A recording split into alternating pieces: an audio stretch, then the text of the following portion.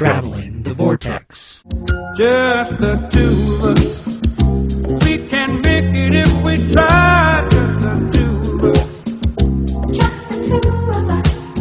Just the two of us.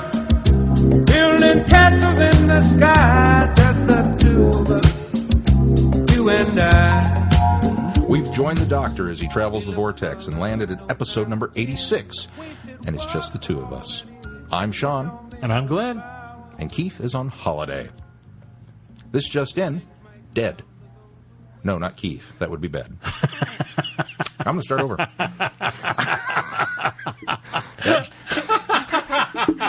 That joke went awry quickly. Just for the record, I did get confirmation from Keith. We are checked into our hotel. That came in like 10 minutes ago. Oh, okay, good. Safe and sound. Was that a Twitter one, or was that the... It was what I got. I got a text at...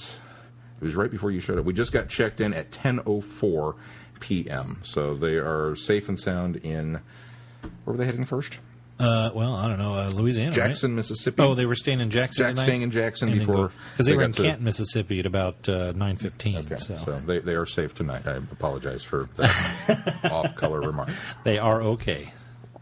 And apparently we have a YouTube channel. You'll be watching my screw-ups live, or as close as we can make them. Shaun, what'd you do this week? What didn't I do this week?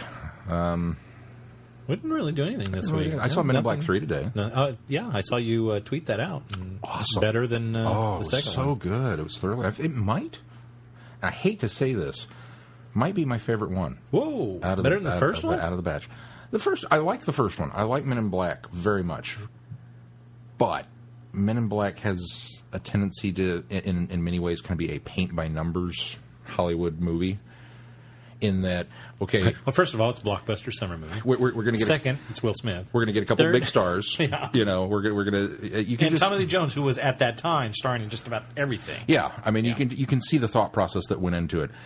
And to really maximize our blockbuster business, Men in Black clocks in at 90 minutes. Oh, wow. Perfectly. Wow. And that way they can get the maximum number of shows in there. So in a lot of ways, I kind of look at that and go, you could have done a little bit more of this. You could have given me a little bit more of that edgy comic book that it's based on, you know. But I still enjoy it. I still think it's wonderful.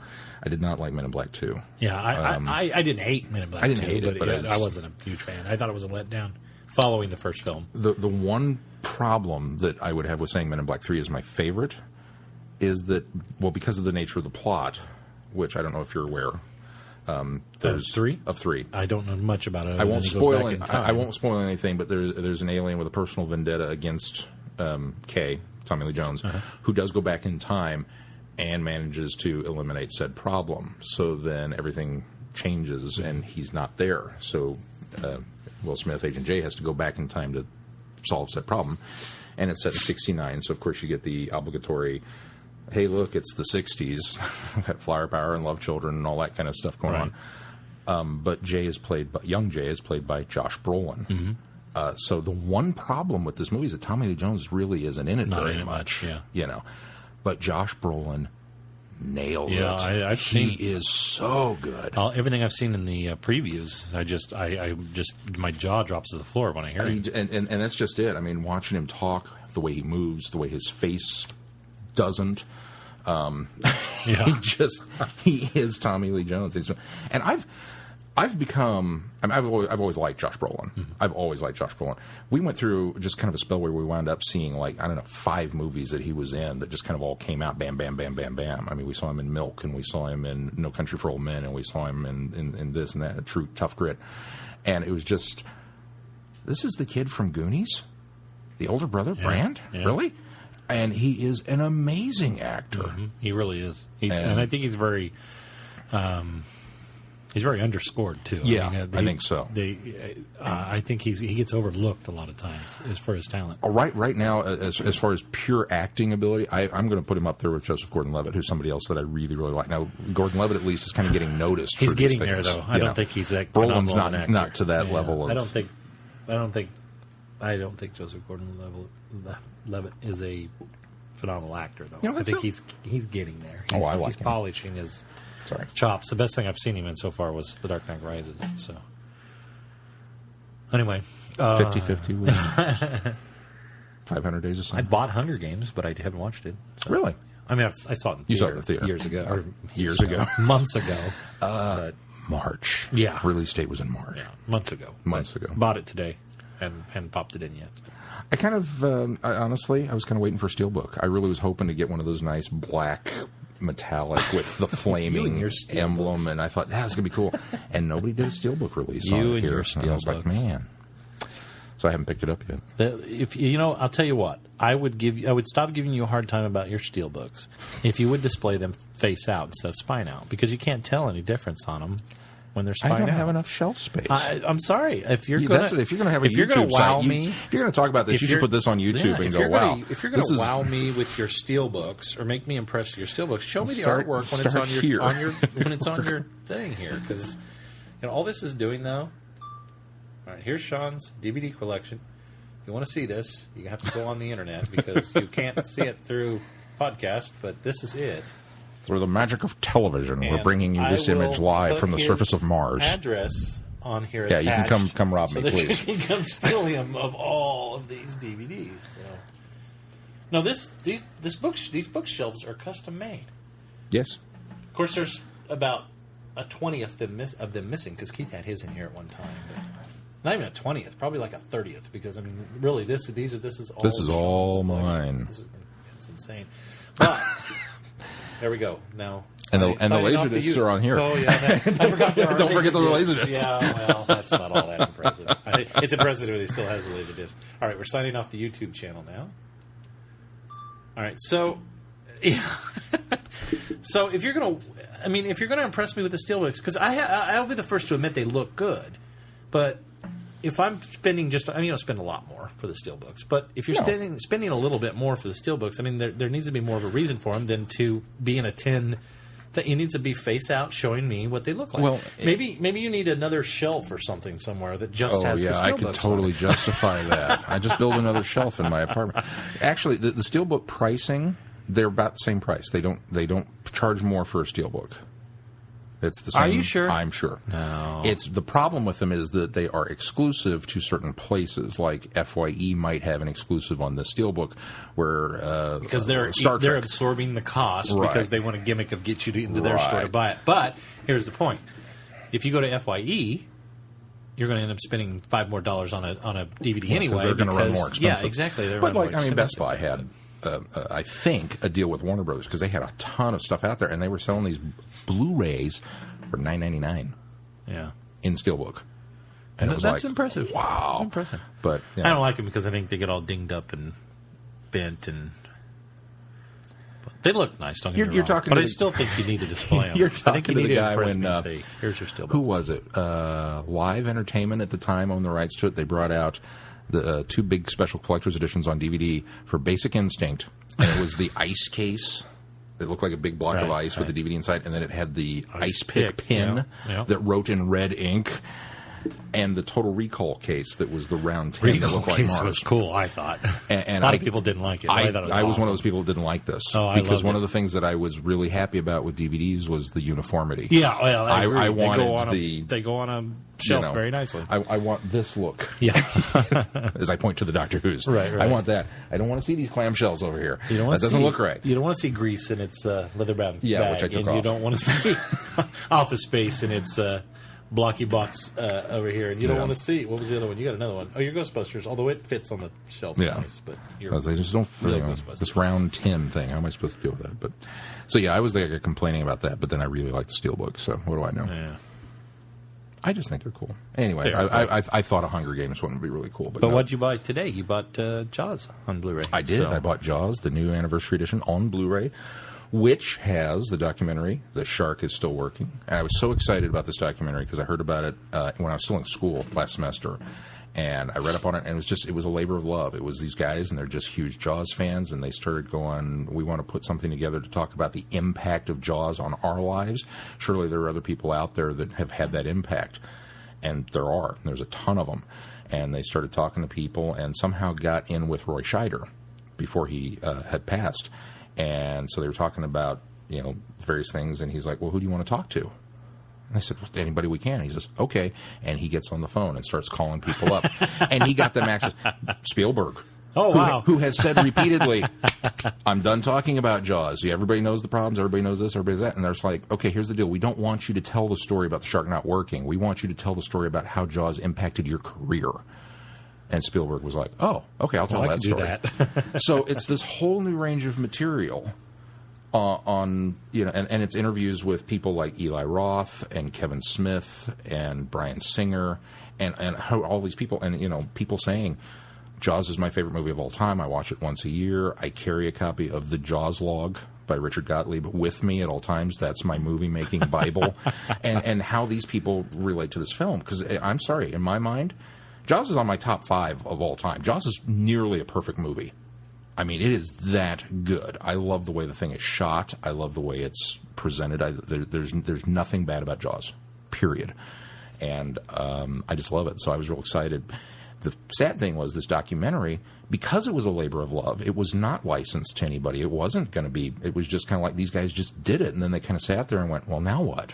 What do we do with it? And so I heard about this thing that they were trying to drum up support to see if they could get a film festival to show it or something. And I'm like, this sucks. This is going to be the greatest Jaws documentary ever made. Never be seen. And it will never be seen. And then Universal apparently liked it so much, they were like, yeah, we're going to put that on the Blu-ray. Good. So hopefully they got a hefty fee, even though that's probably not what they were doing. I'm sure they got paid. They talked about the narrator. They apparently were bouncing some ideas off of Roy Scheider about who should narrate it, and he said, well, what about me? And then they kind of went, well, yeah, if you want to do it. So it's narrated by Roy Scheider. It's the last thing he did before he died. Well, that's nice. So, and that's especially nice then that Universal picked it up. And it's got a lot of, it was almost sad. I've only watched the first segment or so, but it's really kind of sad because I didn't realize how many people have now, we've lost Zanuck and Brown, we've lost Scheider, we've lost, all these people.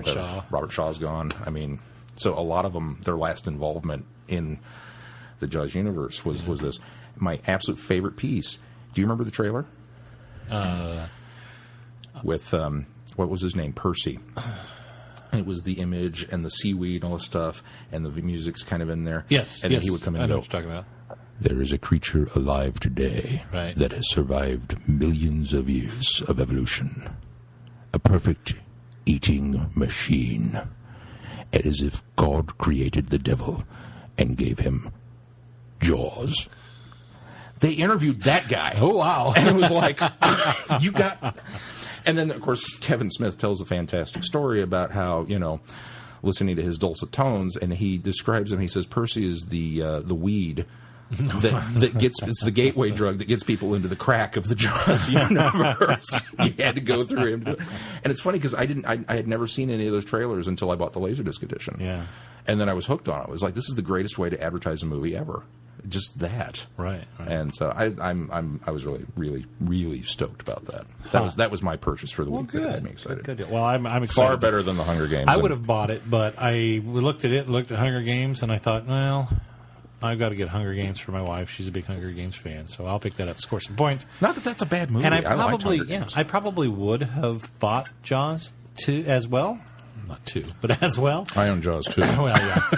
But I had to pick up Day of the Daleks this week as well, and that was quite a big purchase. I kind of foisted that one on you, didn't I? No biggie.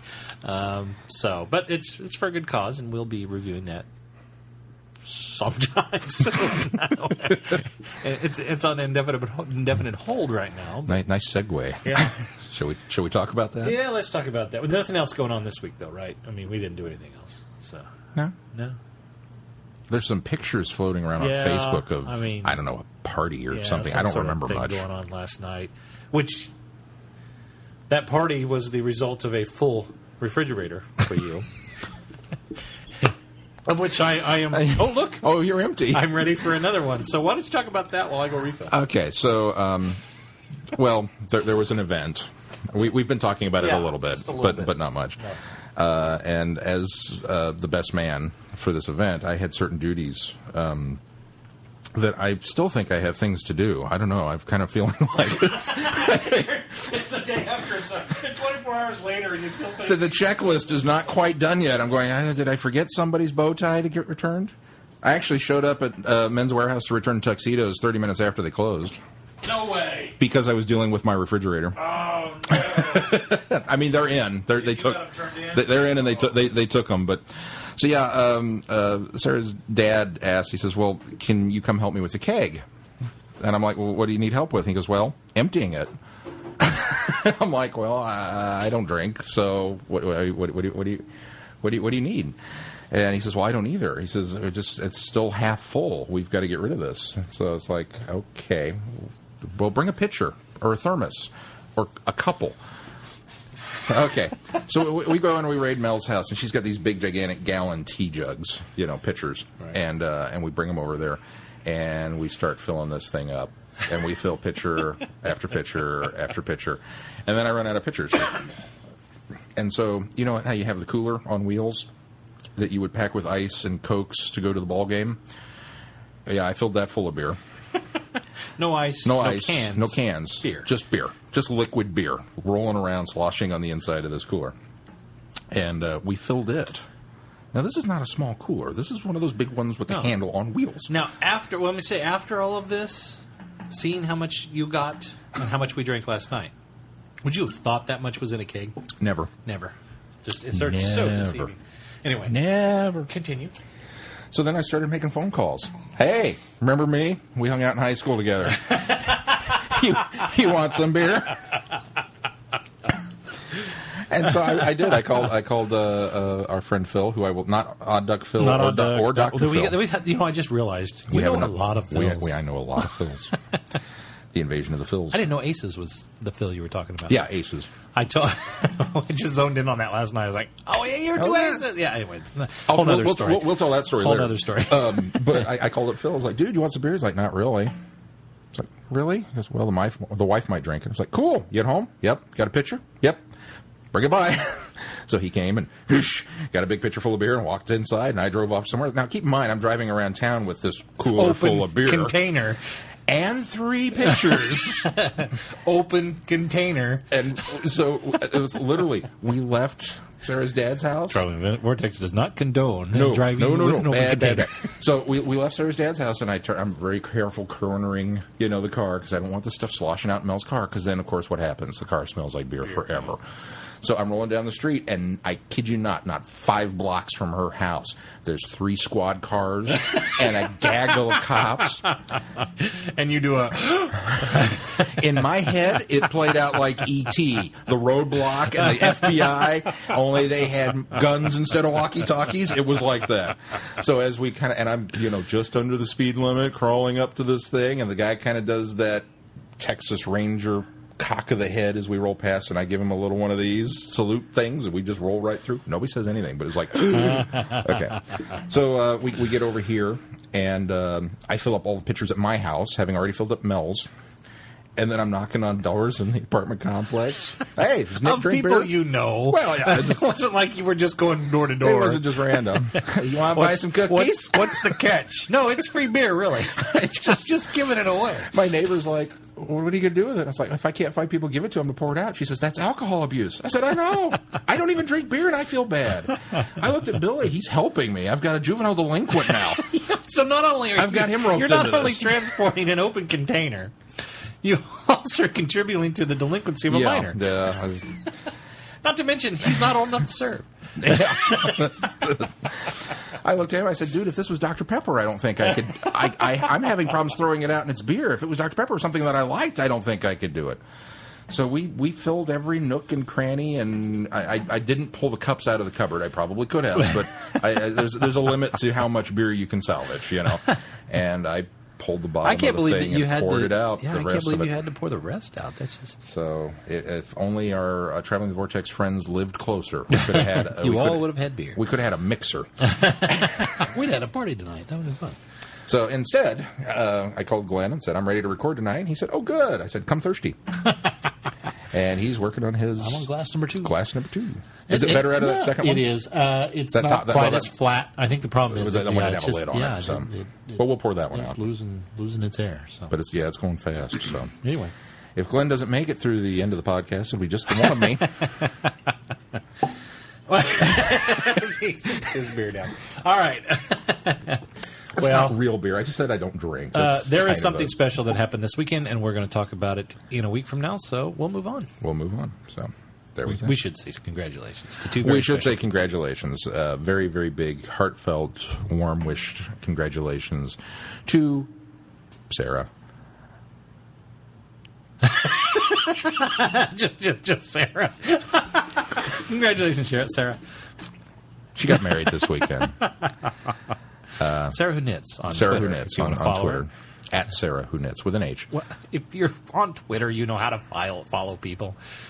Well, because it could be Sarah S-A-R-A. Oh yeah, It's Sarah with an you're H. clarifying that. But I'm you said clarifying that. you put the at in there. Well, I always put the at in there. Yeah, don't treat people like they're dumb.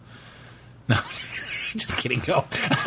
Dude, I was on Twitter Keith's for not here this week. I have to pick on somebody. I was on Twitter for how long before I figured out what a hashtag was? Oh, yeah, that's true. I mean, come on. You were the technical Neanderthal. You were the Twitter Neanderthal. I'm the Twitter Neanderthal. I'm a twit. Who did she marry again? Some guy we know. Some guy we know. I don't know. It was a lot of fun. I can hear people. I can hear them out there. They're in their cars and they're screaming, "Get on with it!" All right, we're going to move on to news. So much for our segue. Actually, there is one piece of housekeeping. We still haven't congratulated him. One piece. He'll be back next week. We'll congratulate him then. All right, we'll do it then. It's not like he's going to listen to this podcast. That's true. The guy's cruising to Latin America. And he's not going to listen to it when he gets back. We could say all kinds of bad, horrible things about him. Wow. What should we?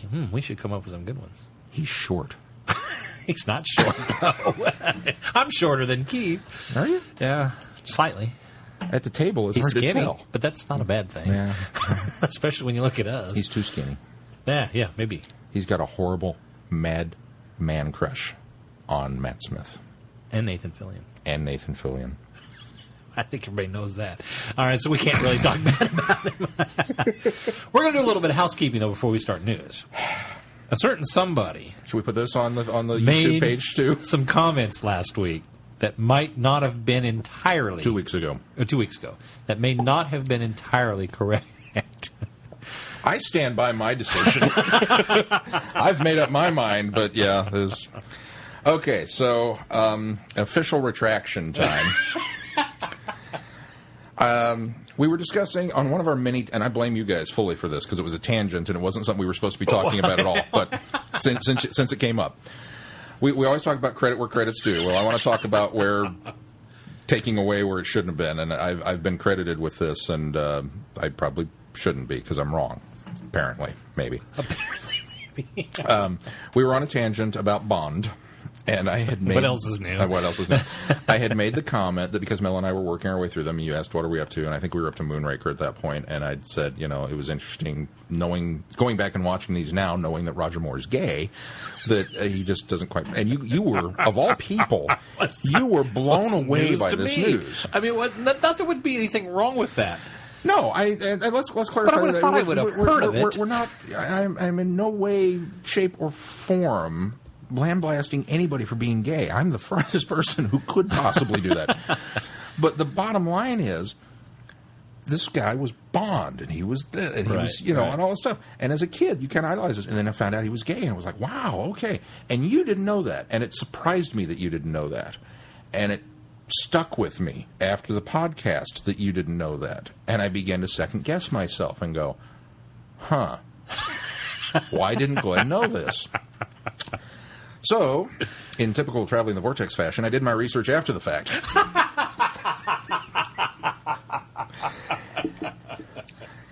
Now, I distinctly remember seeing this. This was a big deal. It was on the news. It was all over the place that Roger Moore had come out. And it was shortly after that boat trip movie with Cuba Gooding Jr. came out that Roger Moore's in playing a gay man. And he was hysterical. And I remember, unfortunately, watching that movie and thinking, well, it's kind of cool that Roger Moore did that because, he's gay. And he can just be gay and have fun with it. That's awesome. Good for you, Roger Moore. I went back after the podcast and I have searched high and low. And I can find no evidence of anywhere ever reporting that Roger Moore is gay. The internet has been scrubbed of this information. It does not exist anymore. He obviously he's a big fundraiser for UNICEF. Yeah. In fact, he's been knighted for it. And he's more proud of that Sir than Roger he is. Moore. He's more proud of that than he is. He's actually got 2 knighthoods, one in England and one in another country, Denmark or somewhere. I think I mentioned that. But he's a double knight. But he's more proud of his work with UNICEF than he is of his work with James Bond, and as an actor in general. And I think it's great because he's a fantastic humanitarian. He's been married 4 times, all to women. And while which doesn't always mean so. Which not necessarily an indicator. Maybe that's why they left. I don't know. But I found nothing to back my story up. Now, I maintain that watching these and watching him kiss badly may be a very strong indicator for that. However, I would like to apologize personally to Sir Roger Moore for outing him on the podcast when apparently he is not gay. And maybe he's a big enough humanitarian that he'll think it's funny and he won't care if this does get back to him. But I was apparently wrong. I was just shocked and amazed that I didn't know that. I was too. But I left it alone. And I took what you said as truth. And let's see, we recorded Monday, Tuesday. It sort of just percolated. Started grinding on you. And I thought, why wouldn't I know that? How strange. And so I just let it set on Tuesday. And then Wednesday, it was about up to here, and I thought, you know what? Why haven't I researched this? There's at least an I told you so possibly waiting for me here. So I went online and did the same thing. And I scoured the internet. And I scoured and I scoured. And I did extra research. I went everywhere I could think because I didn't want to call you out and then you go, aha, here it is, and have some obscure link somewhere. So I went everywhere I could possibly think of. And I think my tweet was, well, way to go, Shaun. You outed Sir Roger Moore on the podcast. And there's no indication that he was ever said that he was gay. Well, that was actually the second one. The first one you sent me was in regards to what we posted, what I posted. I was even going to bring that up. You weren't going to bring that up? Okay. No. I made another minor boo-boo, and you said, we can't confirm this. I took it off. And by the way, you outed Sir Roger Moore. That's what it was. I forgot about that. That's right. It was on the heels of that one. And so that was what kind of, So here I am, and I'm defending myself over. We're tweeting. We're texting back and forth, and I'm defending myself till I'm blue in the face. Dude, I promise you, it was there. I saw it. I know it was true. I know this happened. And you're like, it's okay. I believe you. By the way. Roger Moore's not gay. And I was like, about that. So here's the deal. I remember seeing this thing. So, yeah, I don't know. The memory cheats. I got nothing. I could have sworn he was gay. Maybe he is. He might be. He might be. But there's nothing official. And as we've heard over and over again, not that there's anything wrong with that. No. But so. But if he is securely in the closet still, so. We've spent way too much time. All right, on to it. When we just can't talk any James Bond news without tangity. All right, so in Doctor Who news, got me all flustered. Arthur Darvill, who plays Rory Pond. Do you have that story? I don't. I thought you had all these. What was that? Twitter? Oh yeah, okay. While Shaun looks it up, apparently Arthur Darvill, who plays Rory Pond. Yes, it is Rory Pond. Rory Pond.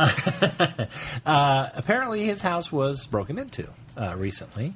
There was an announcement on Twitter by a follower, I believe. I can't read that one. There's a couple of expletives there. Yeah. This is still a family show. We're free to talk about the free-flowing beer in your fridge, but we can't go into the expletives. And Roger Moore's sexual proclivities. But we won't say Nothing that. Wrong with it. The unbearable randomness of being. The actual quote from Twitter, Arthur Darvill, who, by the way, is at Ratty Burville, RATTYBURVIL. Whoever broke into our... I love that name. It is. Whoever broke into our flat today and stole... it's his tweet. This is his tweet. This is where it came from. Whoever broke them... I'm ready? Okay. I'm not editing that.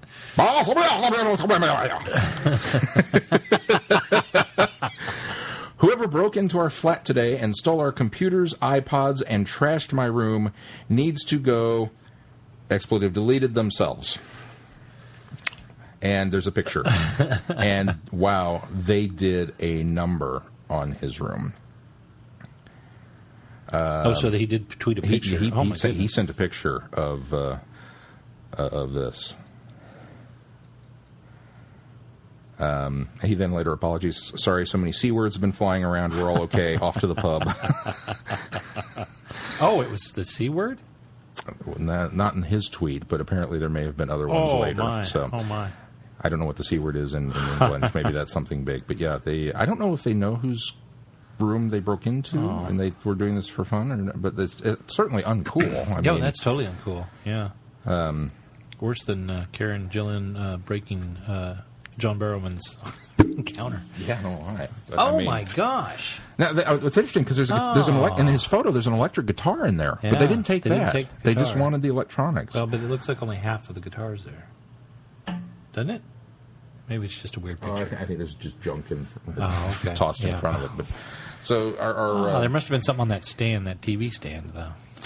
This is the interesting thing. That's so too bad. I'm certainly not. This looks like a keyboard back here too. Maybe it's Rock Band stuff. Oh, maybe he's got the pro the pro set, because this looks like a keyboard on a stand. Now, obviously, this is a very, very tiny slice of an image into Arthur Darvill's life.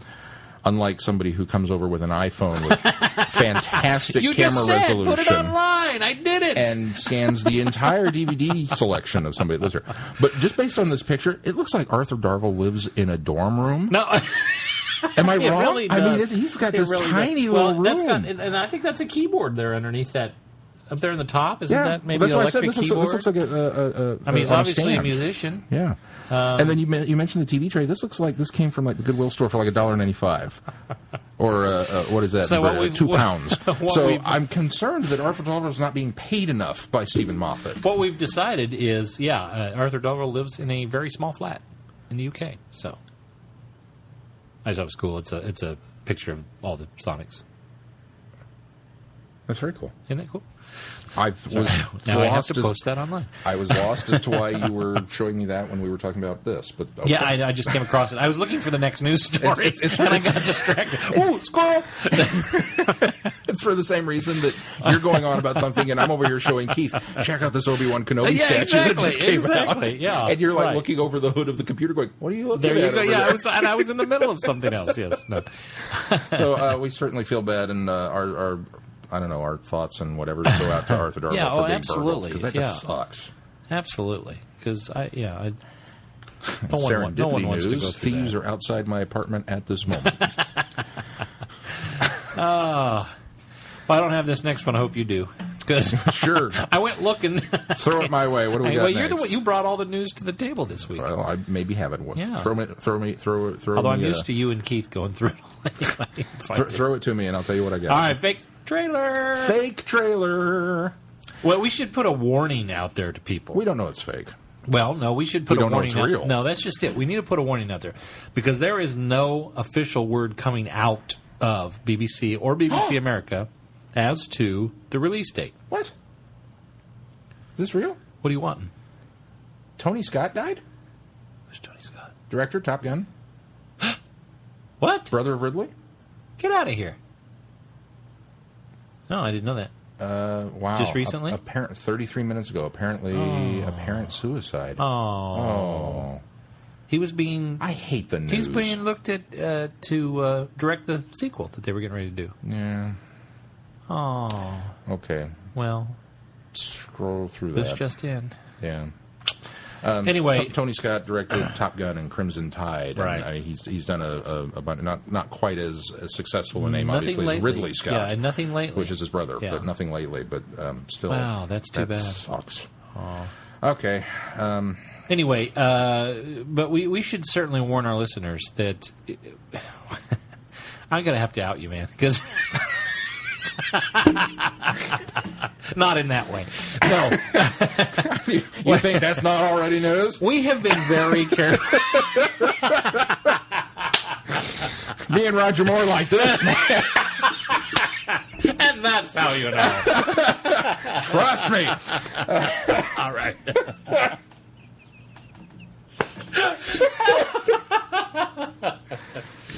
Oh my gosh! All right. Keith's going to come back and go, so how was it? We're going to Nothing really happened. Nothing happened. We just talked about books. All right. I don't know where I'm at. We've been very careful Well, because some there of us has have been very a lot. careful. There has been a lot of misinformation out there because people are trying to speculate when the release of now. We are very hopeful for certain dates. Don't get me wrong, because we have some plans to go along with that. Our schedule I was hopeful for August 1st. Nope. I was hopeful for August 2nd. Nope. Our schedule hinges on release dates. So, that being said, we've been very, very careful until Tuesday morning. You already talked a little bit about this. His goof that he's referring to earlier is Shaun may have posted something to our website and to Facebook that wasn't quite good. And to everybody else's Facebook page that I could remotely think might be interested. Wait, did you go to Whovians and Kansas City? Yeah. Oh, no. Oh, yeah. Maybe we should address this then. All right. So, They don't listen. the BBC nor BBC America have officially said anything. There has been speculation. There has been things that have come out. However, recently, as of today, I believe, there is now a trailer that is circulating the inner tubes. It's circulating Facebook. Well, the inner tubes. I'm sure you could find it. I'm sure you could find it elsewhere. I couldn't. You're right. I did do. So I did go out. let's and do the clarify search, this. We did see the post on. So we're recording this Sunday night, August 19th at 11:32 p.m. Central Standard Daylight. We're in daylight. It's dark out. I don't know if it's daylight or not. Every time you start to say a time, I'm going to either hold up a D or an S. Okay. It's 11:32 p.m. Central Daylight Time. or I guess it's this. Yeah. Which language are we doing this in? And as of yet, there has been no announcement. Right. So take that for, that is gospel. I can Right. give you that. Sunday, There is August no 19th, 11:32 p.m. Central Daylight Time. No announcement. What no normally date. happens, though, is we will talk about this on the show and say it's not happening yet, and the following morning before it releases, there will be an announcement. But That's why I want to get neither this here out, nor because there. they'll probably have a date Yeah. by the time you get this edited and posted. Exactly. So, however, there is a trailer going, and we said fake trailer. We're not sure it is fake, but all indicators point to the fact that it might have been faked because it's a really poor resolution quality. It alleges to have played Sunday morning in the Sunday early morning, Early like around morning 8 this something. morning. 7:15 a.m. 7:15. Eastern Daylight Time. Right, which would have been 6:15 on BBC America. It's relatively well done, if it is, and the guy that is tagging on it sounds very much like the guy that is the voice of BBC America, Yeah. the commercial guy. So it looks very good, and whoever did this did a very good job of making it look like it. Now, But however, it is utilizing pieces Yes. of the official trailer. It's not like one of those, like when people were making Star Wars trailers that utilize pieces of Braveheart and they've gone in and animated Exactly. lightsabers on the on crowd. I mean, this is all stuff from the trailer. It's all. what's the trailer that's been released? It's the trailer. It's cut down. It's cut down, but it's the trailer with an end tag graphic on it. that yeah. instead of the original graphic that said coming this fall now says September 8th Right. on BBC America. Right. We got excited. I got very excited again. We didn't get excited. Well, you didn't get excited. Well, I've been burned before. Yeah. Tuesday morning for Tuesday one. morning for one. I got very excited again, but we decided, wait, let's do our research this time. I'm sorry, I'm an old news guy. I I got to know. take I everything should- with a I grain should until trust your I fact check. You're like an old dog bitten into something, and I should just trust that there's a rabbit there or not. And you didn't even get off the porch and thump your tail Nope. this time. So it was like there was nothing there. Anyway, we cannot confirm this. We've Right. checked There's no announcement on BBC America. They are not showing this trailer on their website. Which is typical. What'll happen, or which is not typical, because what'll happen is when they show something to air, they will often put it right on their website right afterwards. Because this does nothing. I mean, if they have actually have an official date, you want to start getting that out there as soon as possible. You want to start plugging this to get as many eyes on that date as possible. So if this were actually run this morning on BBC America at 6 a.m. or 7 a.m. Eastern Time, they're going to want that on the website and get people excited, get people pumped about this. Now, the release date for this particular trailer, fake or not, says Saturday, September 8th. Correct. Which is contrary to what the speculation for BBC One's release date, which is still not official, by the way, we should mention, as September 1st.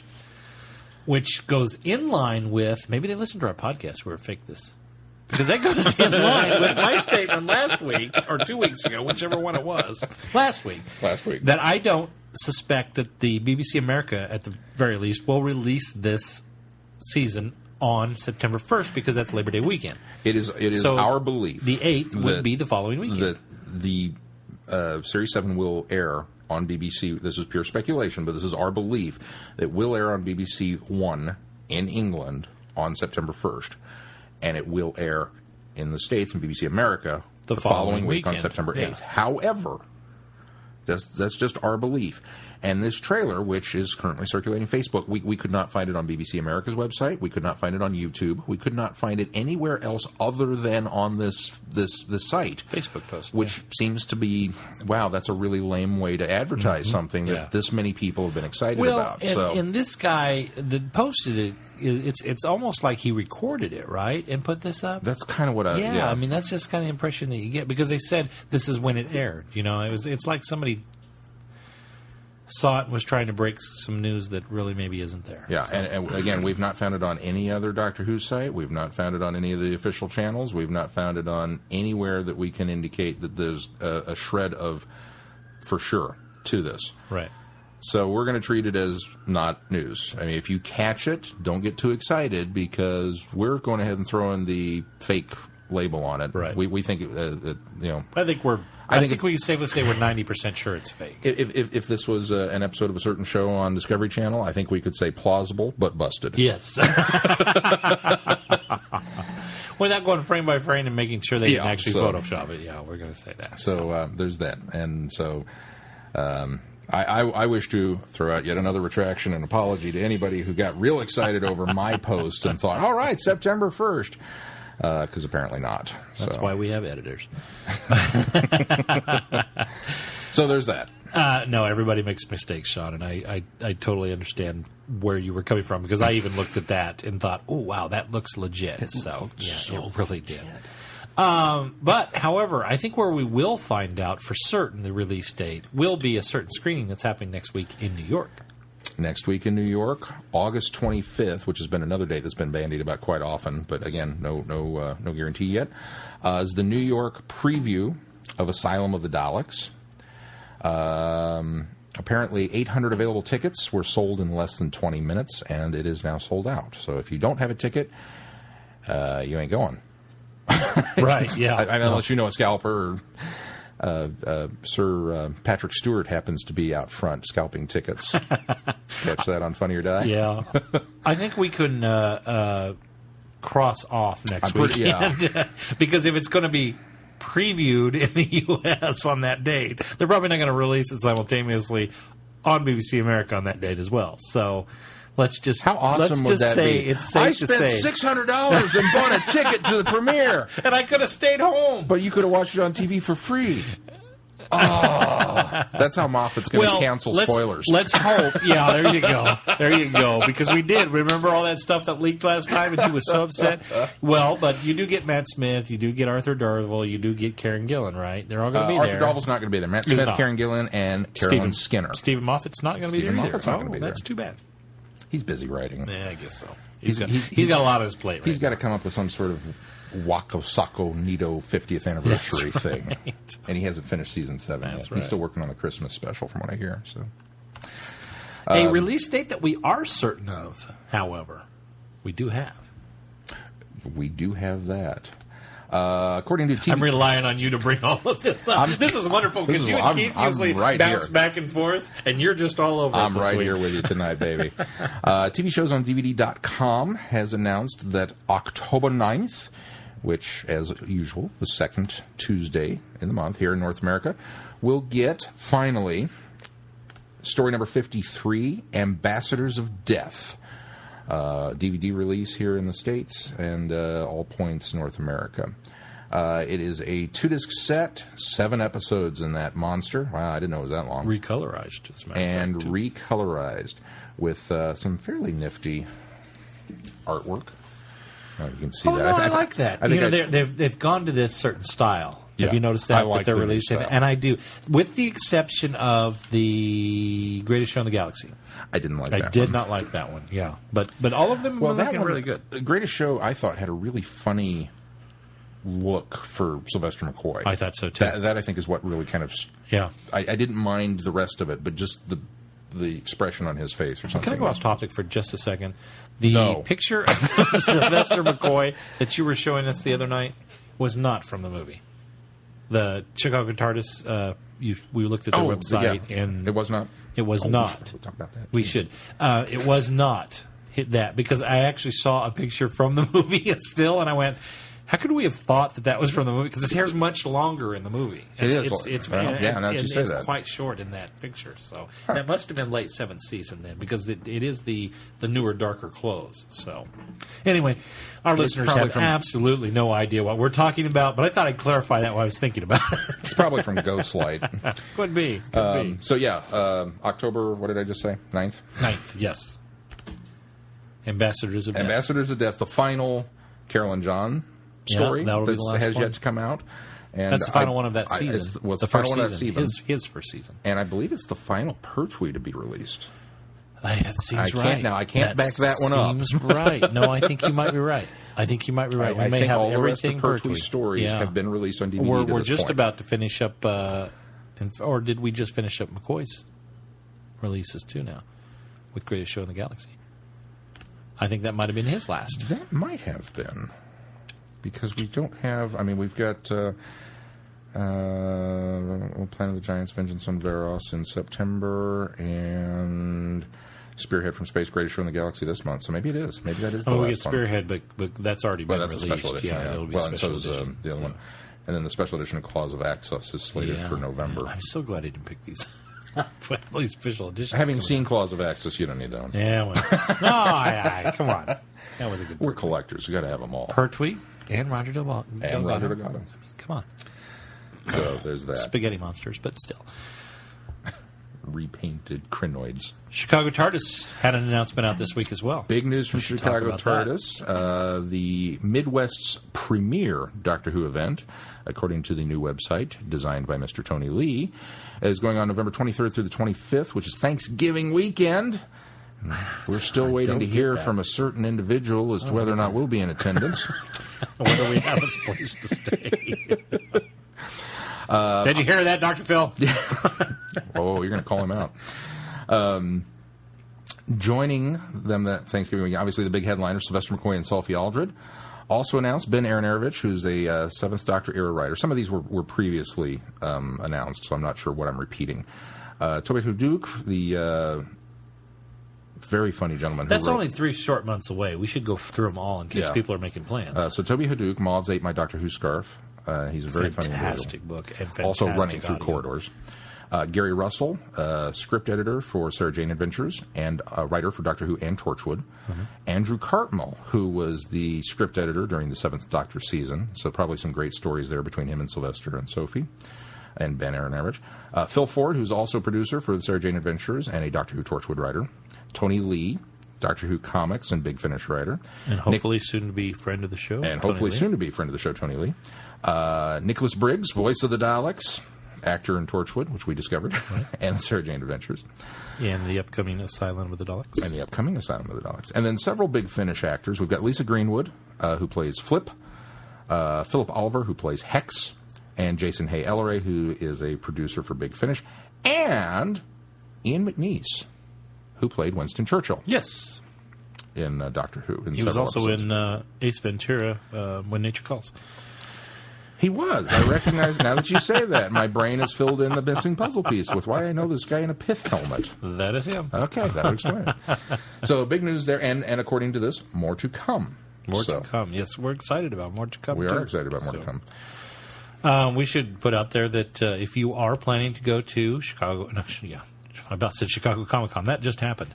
If you're going to Chicago TARDIS and you would like to send us feedback or be a correspondent representative for Traveling the Vortex, give us a call or give us a shout or email or something, and we'll get you set up and hopefully you can do some reports from us. We're talking to you, Dr. Phil. Providing we're not actually there. Well, even if we are there. Well, yes, we'd love to hear from another perspective. Whether we're there or not, man, I would love to have perspective from other people. Absolutely. So please send us your feedback, whether it's a phone call or to our Google. Let's go through the list here, Glenn. What have we? How can people, if someone were to go to Chicago TARDIS and have interviews and bumpers and all kinds of interesting stuff, and they thought, if only there was some way I could get this to my friends over at Traveling the Vortex, I know these guys would report on it. How would somebody go about doing that? Well, Shaun, I can tell you that information as soon as I get a hold of it. You just didn't stretch just long enough. I didn't stretch long enough. You can contact us on our Google Voice number, which is area code 913-890-3025. That is a long-distance phone call from the United States and overseas. You can also contact us on Twitter at Travel Vortex, or you can contact us individually. Keith Miles is at Vortex Keith. Shaun is at Vortex Shaun, and I am simply at Vortex Glenn. We make that easy for you, so you can remember those. You can also find us on Facebook, which is facebook.com/travelingthevortex. And there is a contact on our website, travelingthevortex.com. Just click on Contact Us, and there's a form to fill out. It will send us email. However, you can also contact us at feedback at travelingthevortex.com. Did I cover them all? We have a YouTube page if you want to put a comment on there. And we also would love to have feedback on our iTunes link. So if you want to go to, if you listen to us on iTunes. We've had some reviews. I haven't looked lately, but we've had some. There may be feedback on our reviews. iTunes. Yeah, no. I leave that to people that if you'd are like in to the know. give us 5 stars on iTunes, that would be fantastic. So anyway, it gets us a little more publicity that way as well. I'm not going to complain about more publicity. Yeah. Did I cover them all? I believe you did. If in the immortal words of Matt Smith, if you need anything else, just try making a wish. Reach us that way. All right, let's move on to feedback. Feedback. We've got some feedback. Yeah. All right. Slightly different. Finally, something I get to read. I do have this pulled up, Shaun. Oh, good. Our first and only bit of feedback. No, our first bit of feedback, because we do have a little bit of other feedback, is from Chrissy.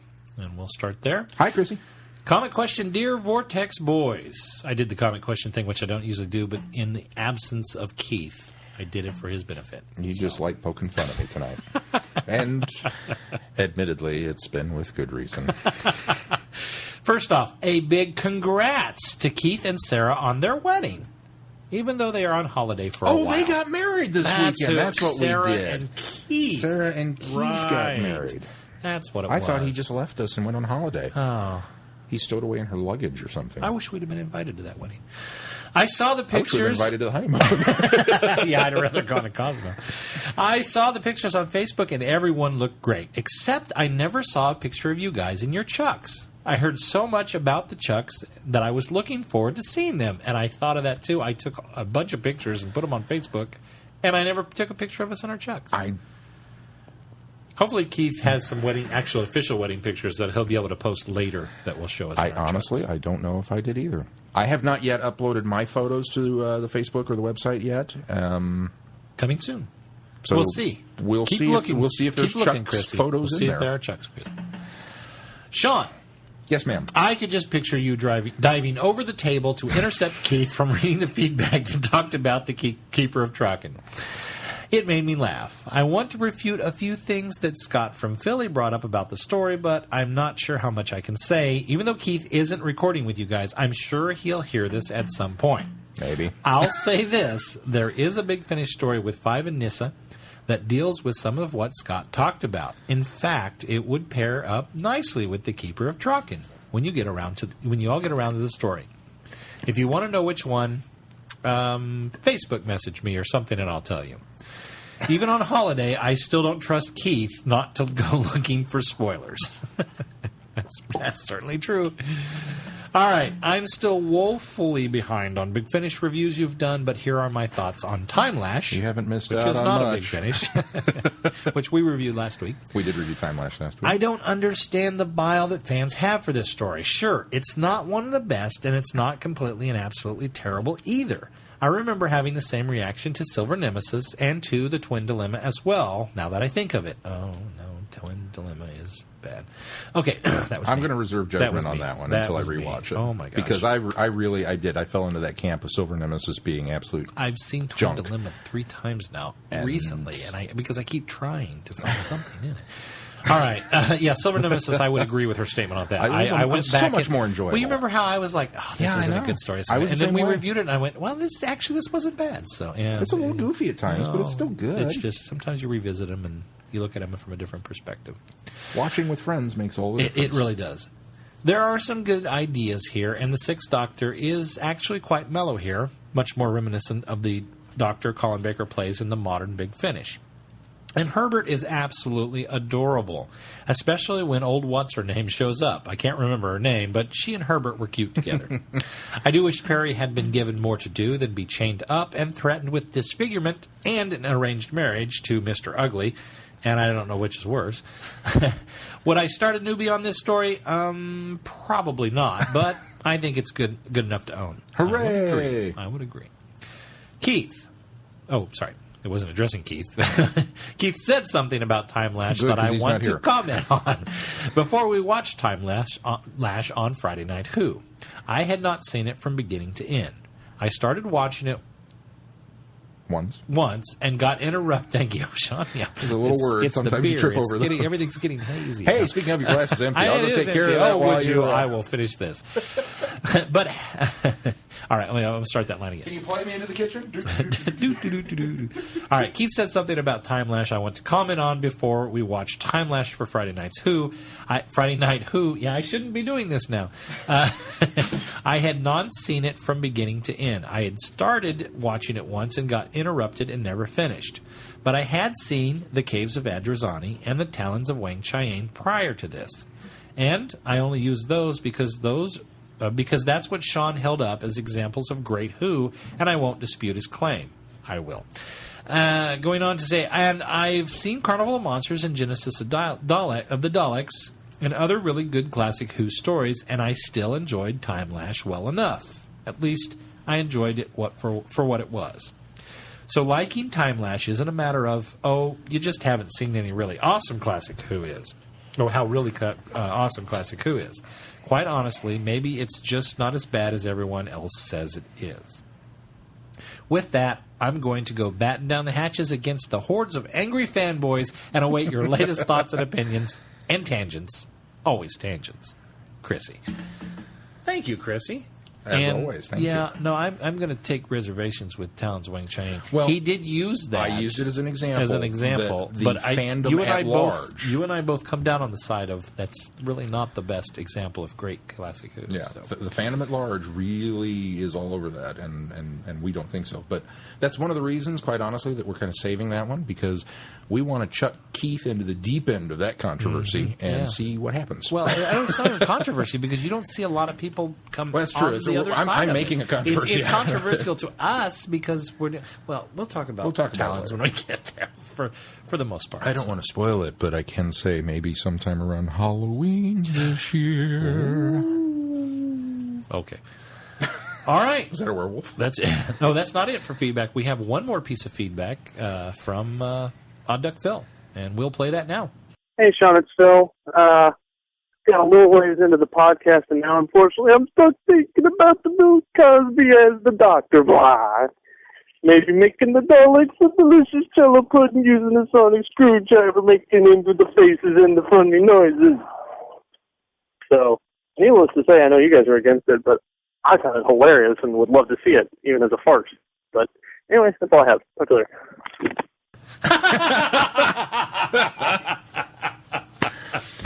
That's actually a pretty good Bill Cosby. That's a very good Bill Cosby. Putting in the...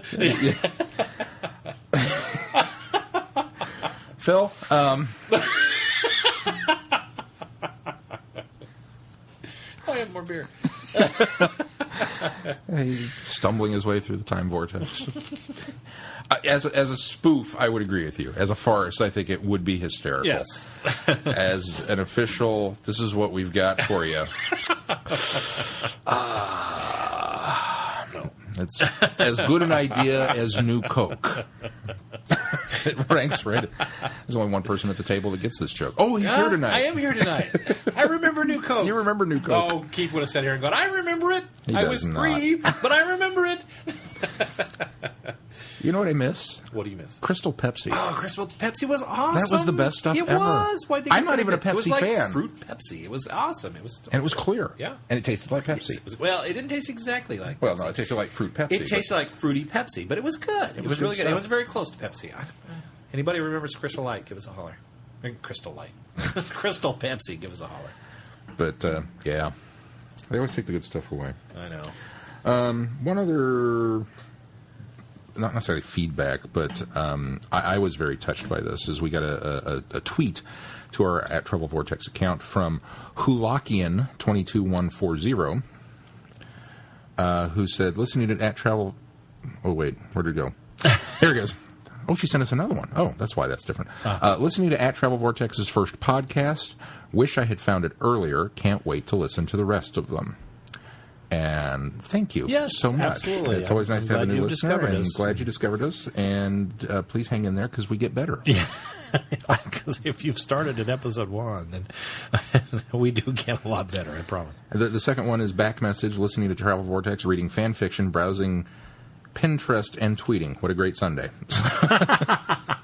Apparently that's how she spent her Sunday with us. So that's always appreciated. Remarkably, that's how I spent my Sunday. Yeah. Me too. Well, no, I spent my Sunday delivering beer. Delivering beer. I all was over like town. Santa Claus today. There were sleigh bells and music and Billy, and I knocked on people's doors and go, "Hi, would you like some beer?" I was the most awesome Santa ever. I was way cooler than that dude at the mall. The sound of beer sloshing in a cooler. Well, then we get it up. Of course, you carry the thing up. And I'm warning him. This part 2. I'm warning you. Be careful when we carry this up. And of course, you know, when you pictures of beer in a box and this, that, I mean, we spilled some beer. Billy apparently cracked open the lid just a little bit. It kind of started. He's like, "Not on my shoes!" and he's freaking out. So we were just because at that point, and neither one of us were like, I don't like the smell of beer. I know there's something. It's like coffee. Like I like the smell of coffee, but I don't like to drink coffee. Right. I don't like to drink beer, and I don't like the smell of it either. Well, how's that like coffee? Well, but just okay. Since you brought this up, you drink coffee. I don't drink coffee. No, well, I do sometimes, but only in desperation. And you drink beer. Yes. Keith drinks coffee. Yes. He drinks beer. He drinks a lot of coffee. He drinks a lot of beer. Probably drinks more beer than he should, too. I've made this correlation. Coffee drinkers drink beer. See, I don't drink coffee that much. I drink coffee But you drink it. Every once in a while, and it's mostly when I don't have a soda in the morning to make up for it. I have to have a little bit of that caffeine to get me going. See, I Last time... people who don't drink beer, I'll bet don't drink coffee. Before either. I went on vacation, the last time I had coffee was probably 6 months ago. Last time I had beer, less than a week. So, you know. It was tonight. Well, I mean, since then, so... With very few exceptions, people who drink coffee also drink beer. Anyway, go ahead. So we get back in the car, and of course both of us just reek of beer. And I looked at Billy. I was like, "Okay, here's the plan. We're going to get home, and we're going to come stumbling in the door, going." Your mom's going to take a look at us and go, "What'd you do with the beer?" "Well, you drank it. What do you think we were going to do with it?" You didn't expect us to dump it out. That was a lot of beer. Pour it out, woman. Good news. Billy likes beer.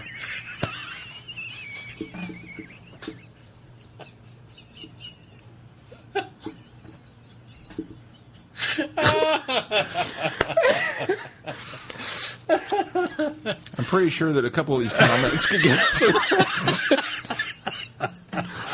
Needless to say, that didn't happen. Wow, but no. I throw that out there right now. But, yeah, so... Oh, wow. Okay. Should we move on? Oh, please. All right. Well, we decided to take this opportunity this week, since Keith was going to be gone on holiday, to review some books this week that we've been reading, and reading. We're going to do reading. We're going to do it in Dr. help me. Chronological. And you haven't even had a beer. Chronological. We're going to do it in Dr. Chronological order. I can't even talk when I'm not drinking. And so we're going to start with you, Shaun, and you are reviewing Amorality Tale by David Bishop. Those people that die must... No, wait. You got to do it in the radio. Well, I was doing this. This is a quote. Oh, okay, all right. Because I was trying to do John Pertwee. Keith would have done He would have done it in the Gary. I know that. But give me a minute to get to Gary Owens. Those people that die must die. It's history. It's already happened, and there's nothing we can do to prevent it, Sarah.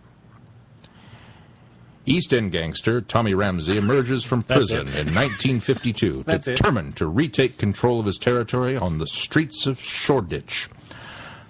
Really? That's where this took place? That was London. But new arrivals threaten his grip on all illegal activity in the area. An evangelical minister at St. Luke's Church is persuading people to seek redemption for their sins. A new gang is claiming the streets, and a watchmender called Dr. John Smith is leading a revolt against Ramsey Mob's protection racket. But when Tommy strikes back against his enemies, a far more terrifying threat is revealed. Within hours, the city's air begins turning into nerve gas, and thousands are killed by the choking fumes. London is dying.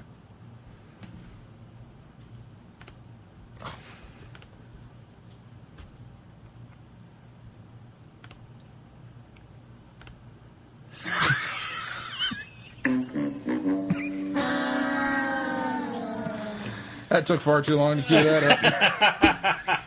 You shouldn't have mentioned it. I could have cut that out. But now that you've brought it to their attention, I'm leaving the long, awkward click, click, click in there.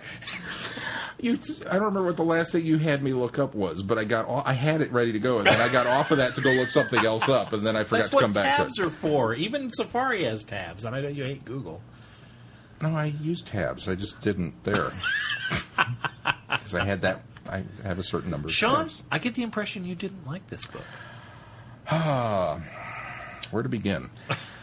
Where? Dave, I was excited about this because this is one that our library has, and it's a Third Doctor story. And it's Third Doctor and Sarah Jane. And so it's like, well, there probably aren't too many of these. I know there's I don't want to say a glutton, but there's a bunch of Eighth Doctor adventure novels out there that I can read. And obviously, I love Eighth Doctor, so it was gravitating toward one of those, and I thought, no, maybe we should wait, and I'll hold off on that. And then, of course, you got me As the Silent Stars Go By, which is an 11th Doctor and Ice Warrior book. And I was like, oh, but we might actually do some more Ice Warrior stuff in the near future, right. If Stephen Moffat's not lying to us again. Not that he has said anything one way or the other. So I saw this one, I thought, Third Doctor, that'd be cool. He's sort of hinted. He's kind of hinted at that. I thought Third Doctor would be cool on Sarah Jane. And I've read, believe it or not, David Bishop before. He's written several Star Trek novels. That's where I knew the name. That's where I knew the name from. Okay. And you said that, and I thought, I know that author from somewhere. Somewhere. Just the few that I have read, I think I've read one of his.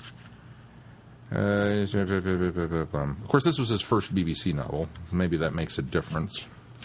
But, so I got into it, and I was very excited. And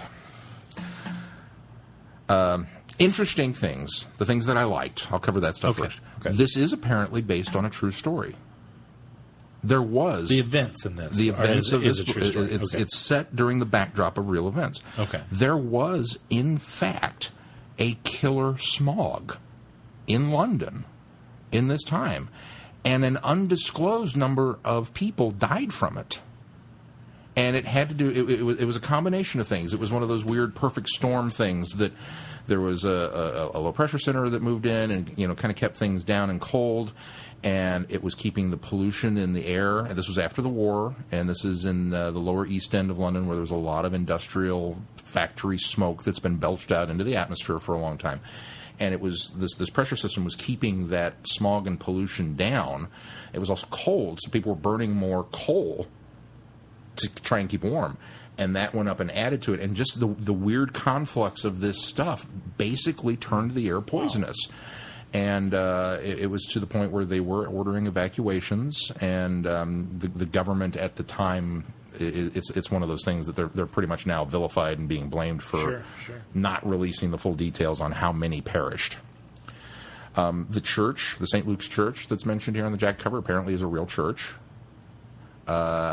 And the mob struggles that were going on in the East End at the time are apparently loosely based on real mobsters in London at the time. Okay, cool. You're going to take the Doctor, drop him off in a real historical event. That's kind of nifty. Here's the problems with the book. It's a Third Doctor and Sarah Jane book with very little Third Doctor and Sarah Jane. And that's too bad. The bits that he writes sound like Pertwee. There was only one or two lines that was kind of like, that's a stretch, or simply because it's a repeat of something I've heard in an episode. It's like, well, you lifted that just to, kind of drive home that's who this character is. And sometimes that's allowed, and sometimes you're pulling something that's like, really, you used that one. I thought Sarah Jane, for the most part, acted and sounded like Sarah Jane. She kind of guides the Doctor there. There's a photograph that they find, and this is set shortly after, I want to say shortly after Invasion of the Dinosaurs is when this one is set. Okay. And they've come back. So, towards the end of Pertwee's run. And they've come back from one of the space adventures and stopped off in home in London, present day. And she's doing research on something, and she stumbles across this photograph of the Doctor and this gangster, Tony Ramsey, shaking hands in front of this church, which looks like it's been bombed out and destroyed. And so she's kind of like, dude, you were there. And it's got the date and everything on it. And he goes, well, I haven't been yet. So she kind of pressures him to, well, let's go find out. Let's go check into this. Let's go see what happens. And so she reads up on it and finds out about this killer smog and is kind of trying to convince the Doctor that you have a time machine. We can go back there and stop this from happening. And thus the quote on the back that, well, the people that died must die. That's history. That's part of the web of time. I can't change that. Right. And so they get back there, and she goes undercover, working for one of Ramsey's speakeasies. So she convinces him to go back? She convinces him to go back in time. Even though, yeah. Okay. Well, the photograph proves that he was there, so he's willing to go along with it. Which is funny, because it's almost like you see a photograph and go, well, I guess I have to be there now. It's, talk about advancing your own time stream or knowing too much about let's go now. Future. Get this one over with.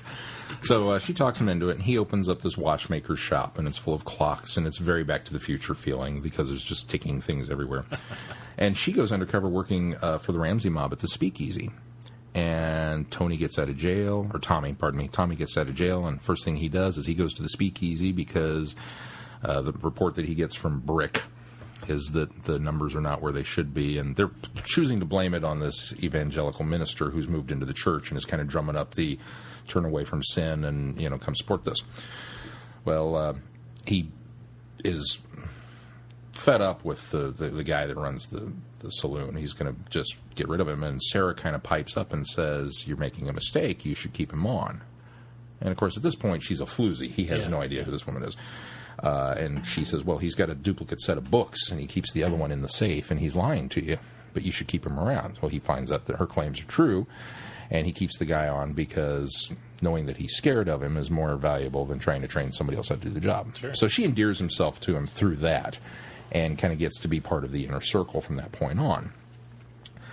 The Doctor, meanwhile, is falling victim, not really, to a protection racket by the Ramsey mob. He's got people coming into the shop and knocking clocks off shelves and being all, you got to pay your protection money. And he's like, oh, my clumsy dear fellow, you shouldn't have done that. And breaks out the Venusian Aikido on them and wrecks the shop more than they did in an attempt to dispatch them. things progress, and we find out in true typical Doctor Who fashion that there are, in fact, aliens in this book. Unfortunately, they don't show up for a very long time. Because while the book is progressing, I can give you chapter and verse about Tommy Ramsey, the gangster, and Brick, and Jack, the guy who's his second lieutenant who likes to start fires, and a couple of the other mob bosses in the area, and Tommy's mother, and Sarah's relationship to these people. It goes on and on and on and on. It's a very these are well thought out characters. They're all mobsters. And I kept closing the book and flipping it back over and looking at the front of it to make sure I was reading a Doctor Who book. Sounds like David Bishop got really, really involved in these mobster characters. He got really involved in his research, I think is what happened. Because he wanted to include all this stuff in there. I mean, it's weird because it's a 282-page book, which is not overly lengthy, not at all. and not even for a Doctor Who book. We complained about some of the other ones that you could have done more with it.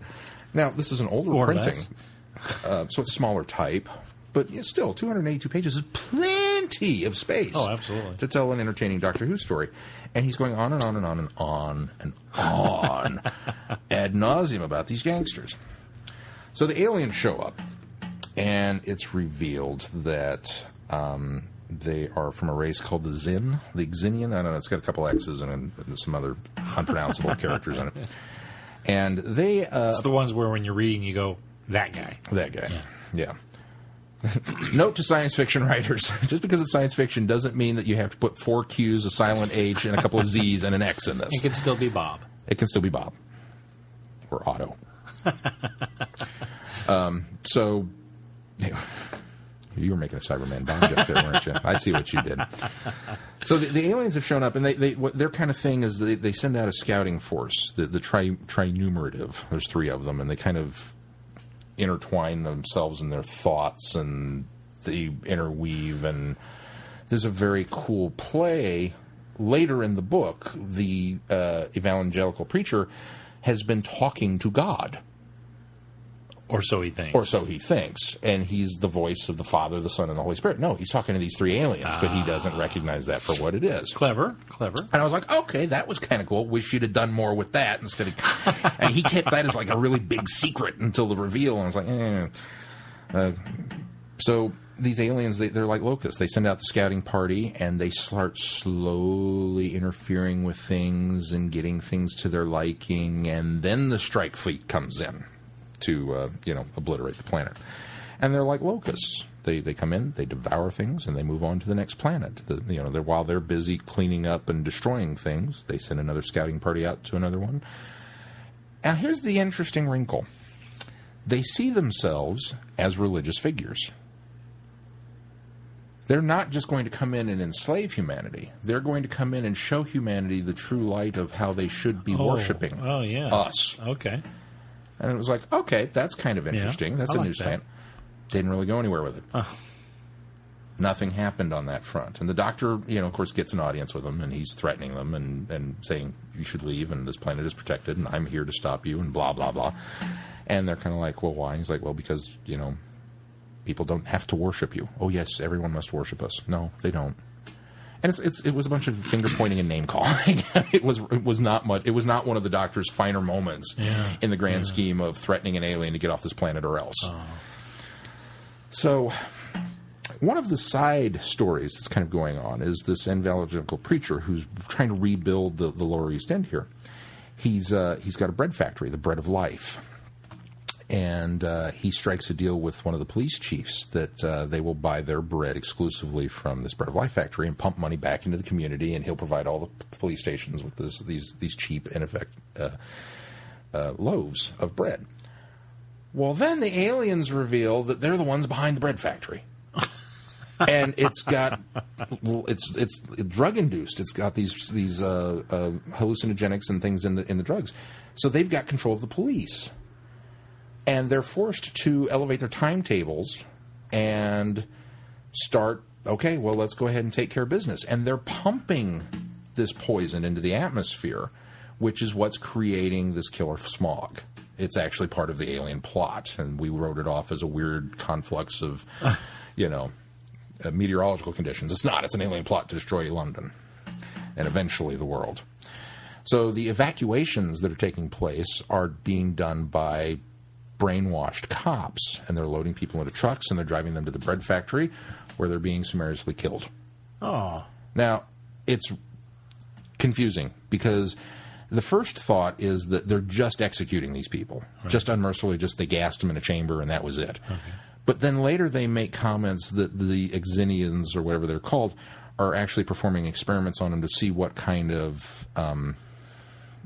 it's almost like the Sontaran experiment, like what can we do to these humans? That, but all the experiments, they don't go into any of the detail on them. It just involves crowding a bunch of people in a room and gassing them. So it's like going somewhere that they maybe didn't explore far enough. Yeah, I don't know if it was a thought that never got deleted, because I've done that.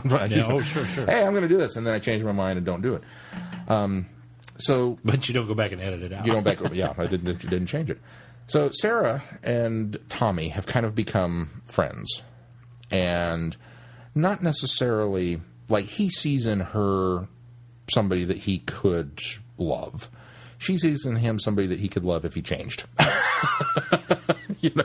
Right. Isn't that the story that most of us go through? If you weren't you, I could totally fall for you. Right. So set against this huge backdrop, they've got this kind of little interpersonal relationship thing going on, which is kind of fun because it's Sarah Jane, but she's not reduced to shrieking heroine. It's Sarah Jane being Sarah Jane, and that was so refreshing and wonderful to see that she didn't care that he was the most feared man in all of London's East End. She didn't put up with his crap, and she called him on it, and she warned him, don't do this, you're going to cause this problem. Well, what about this? And then his lieutenants are like, boss, you think you should be listening to a woman? And she turns on them, and he's laughing, because it's like, she's got more moxie than you do, whatever. And there were a lot of times when the whole mob thing sounded very Chicago. Didn't sound like London at all. It sounded like it was, you know... David Bishott's an American writer, isn't he? He's actually from... he was born and raised in New Zealand. Oh, okay. He immigrated to Britain... according to the About the Author, he immigrated to Britain in 1990 to avoid the Commonwealth Games. I don't know what that means. What does that mean? Yeah. Apparently New Zealand has, District 12 submitting tributes. I don't know. The Commonwealth Games. I have no idea. I'm sure it's a joke, but I don't know. I thought he was an American writer, too, but I read that and it turns out he was not. I'll be darned. So we get to the end of this grand... thing, and the preacher, who's had several encounters with the doctor at this point, has kind of begun to understand that these aren't angels that he's praying to, that they're actually aliens, and he's come to accept that. And he goes down there to stop it, and he finds out that his bread of life is what is enabling them to control the cops, and his church pulpit is what's enabling them to do all this. And oh, by the way, he's an alien. He's one of them. He's gone native. He doesn't know that. He refuses to accept the fact that he is an alien in a human suit. And he's been completely bought into his own cover story that, I'm this and you can't do that and blah, blah, blah. Well, they just blast him and he kind of evaporates into nothingness and the thing blows up and that's it. And you just go like, that's the end of his arc. Well, all right, whatever. Aww. So then... Ramsey and the mob, and we're out there and we're fighting. We've got to save the people in the East End. So they're fighting the cops, and we've got everybody loaded for bear, and we go out into the killer smog, and we're shooting cops dead, because that's the way to do it. Huh. Yeah. But the cops are so hopped up on these drugs, they don't die. Oh. They literally become zombie cops. And the undead are now stalking the mob and forcing them to retreat back into their things. And it was just one of those, really? I mean, it's like a zombie. And then 2 pages later, he used the word zombie to describe them. Oh, and I'm like, I can't believe you just went there. Oh. There's so many things wrong with what you're doing here in a Doctor Who book. But we've got doctors fighting zombies now. Okay, well, actually, the Doctor's not. He's back at the TARDIS constructing the... You remember I told you I was going to kick you off the planet or else? He's constructing the or else. Oh, DMAT gun? Might as well be. He describes it as a time bomb. Oh, wow. All right. And, of course, my first thought is a big black ball with a wick and a red number. And a big, it's a time bomb. Well, apparently what it does is it creates a sphere... or an area of accelerated time. A time bubble? A time bubble. Time within the bubble speeds up. And even though the Xenians are this incredibly long-lived race, millennia will pass within this, and they'll die. Perish. They will Oh. completely perish. Wow. So the final confrontation happens at the church, and the doctor warns them, don't make me use this. And, of course, they start shooting lightning bolts out their hands and blowing things up, and the mob boss is running from room to room with the shotgun trying to get them, and Sarah's down in a corner with Brick trying to, he's trying to keep her down, and she's trying to get to the doctor, and the doctor sets the timer. And in true Doctor Who fashion, it's got a ridiculously long timer. Like, in the middle. I just described this. Flames and fire and lightning bolts and a guy with a shotgun. That's what we've got. And he sets the timer for like 6 minutes. And I'm like, what? Doc, we got to get out Monday. What do you... So they barely escape with their lives, even though there's 5 minutes left on the timer. I don't know. They get out, and then the doctor goes back to try and give them one last chance, and because he doesn't want to use the thing, because it's an abomination. I mean, he knows this is something the Time Lords would not Oh, thank sanction. goodness, because that sounds something... to me, that sounds very 10th Doctor. It's very tense. Because it's now very not Pertwee. I'm getting into that very dark area, and I don't have the Time Lords to say this isn't a good idea anymore. He acknowledges that he's loath to use it, and Good. it's not something that he's proud of that he's built. But he uses it anyway. Oh! They don't dismantle it. The Xen don't agree to leave, and it goes off, and that's what destroys the church. Yeah, that doesn't work for me. And it destroys their spaceship, and it destroys the factory. It was like 6 blocks over, and the spaceship was underground connecting the two, and all of that gets wiped out in this field, but none of the surrounding neighborhood. So it's not really a sphere. Not as originally described. It's more like a balloon dog. All right, no. Accelerated time inside a wiener, yeah. It's banana shaped. Remember the banana? Forget the banana. So, the thing goes off. Oh. And so then he goes back and he's disgruntled and he's dismantling the machine so that it can't be used again. Never mind the fact that he completely cannibalized the entire TARDIS console room to make this. But, so, it's, what, you don't need that piece for that? Okay. I need it for this more. Okay. There's also some strange little moments. Like, the Doctor was very much portrayed in many ways as human in this, like in the middle of building this thing, despite the fact that we've got killer aliens, killer mob bosses, and killer smog, and the Doctor's building this to stop all this. He fell asleep in a chair in the console room at one point. And he kind of startled himself awake, like, oh, I haven't done that, I must be getting old. It's like, what? That's very uncharacteristic. Very for the uncharacteristic, Doctor, yeah. especially Because, Pertwee's Doctor. How many times did we see Joe or Liz or Sarah sleeping or resting or something, and he's continually working on some project? I mean, Right.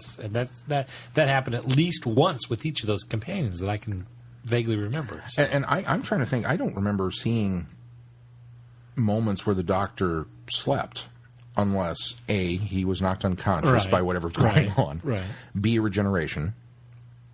I mean, like David Tennant was certainly out of commission for a bit during Christmas Right. Invasion, or that, Or the C, Doctor's injured. Well, if he's injured, which kind of falls under knocked unconscious. Well, yeah. Or Tom Baker being obstinate and going fishing. Right, And just, right, I'm yeah. going to go take a nap, leave Exactly. me alone, and Yeah, wake me in 2 right. hours. Right. Yeah, absolutely. No, you're right. And I think that there's been times where he's mentioned that he doesn't require sleep like humans do. Yeah. So I don't. Maybe giving him the benefit of the doubt. Maybe he'd been working really, really hard all up to this before Sarah dragged him off. maybe. And it finally caught. I don't know. I didn't particularly care for that. So then we get the obligatory scene at the end with the destroyed church, and even though they've completely shattered whatever rapport the Doctor and Tommy Ramsey had built up by something that happens during that end fight, they still manage to shake hands, and he goes off to do this, and They get their picture. They get their picture. And then there's this scene at the end where a lone figure stands in front of the church, which even though Tom Z. Ramsey had rebuilt it and returned it to its glory, as is his penance for trying to, he's kind of paid back to the neighborhood. It's now fallen into disrepair, and it's present day, and it's kind of, back into being a shambles again. Mm-hmm. And this figure is standing outside the church wondering if the transmitter in the steeple is still transmitting. Because there's apparently a transmitter in the steeple of this church that's transmitting to the Zen fleet, letting them know, come to Earth and invade. And it's the preacher. He's still alive. And he's accepted that he is a Zen now, but he's still native and refusing to do it. And then he turns and walks away into the fog. Well, now, that's a neat little... That would have been neat if you've gone native, wouldn't you stop the transmitter? Well, yes.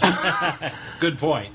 And he does it. He just wonders if it's still up there and then walks away. But it's not necessary. I mean, the transmitter is in consequence of now because the race has been accelerated agent the three created. Right? Right. The Advanced Scouting Force has been obliterated, well, but not that. That leaves Bishop open to come back and do another. I sure hope not.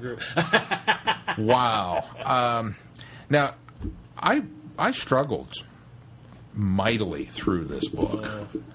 And I was excited about it. I got into it. The Doctor sounded like the Doctor. Sarah sounded like Sarah. Cool. And then it got so bogged down in the gangsters and everything that was going on, and then these random aliens and things that just didn't work. Yeah. And it took me forever to read it.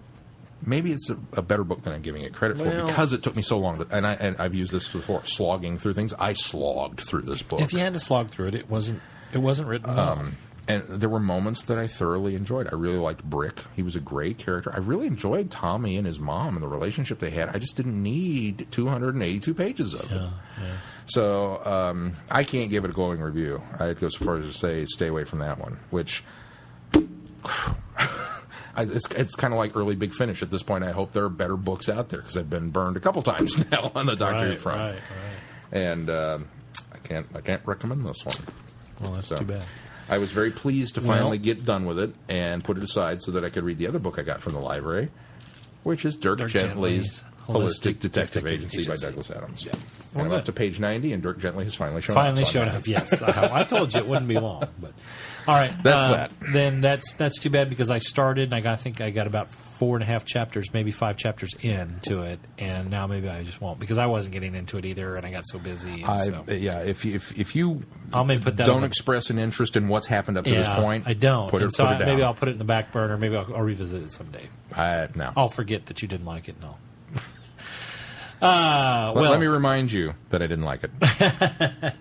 Well, progressing in chronological order. Well, that's your reminder. That's me reminding you that I didn't like that one.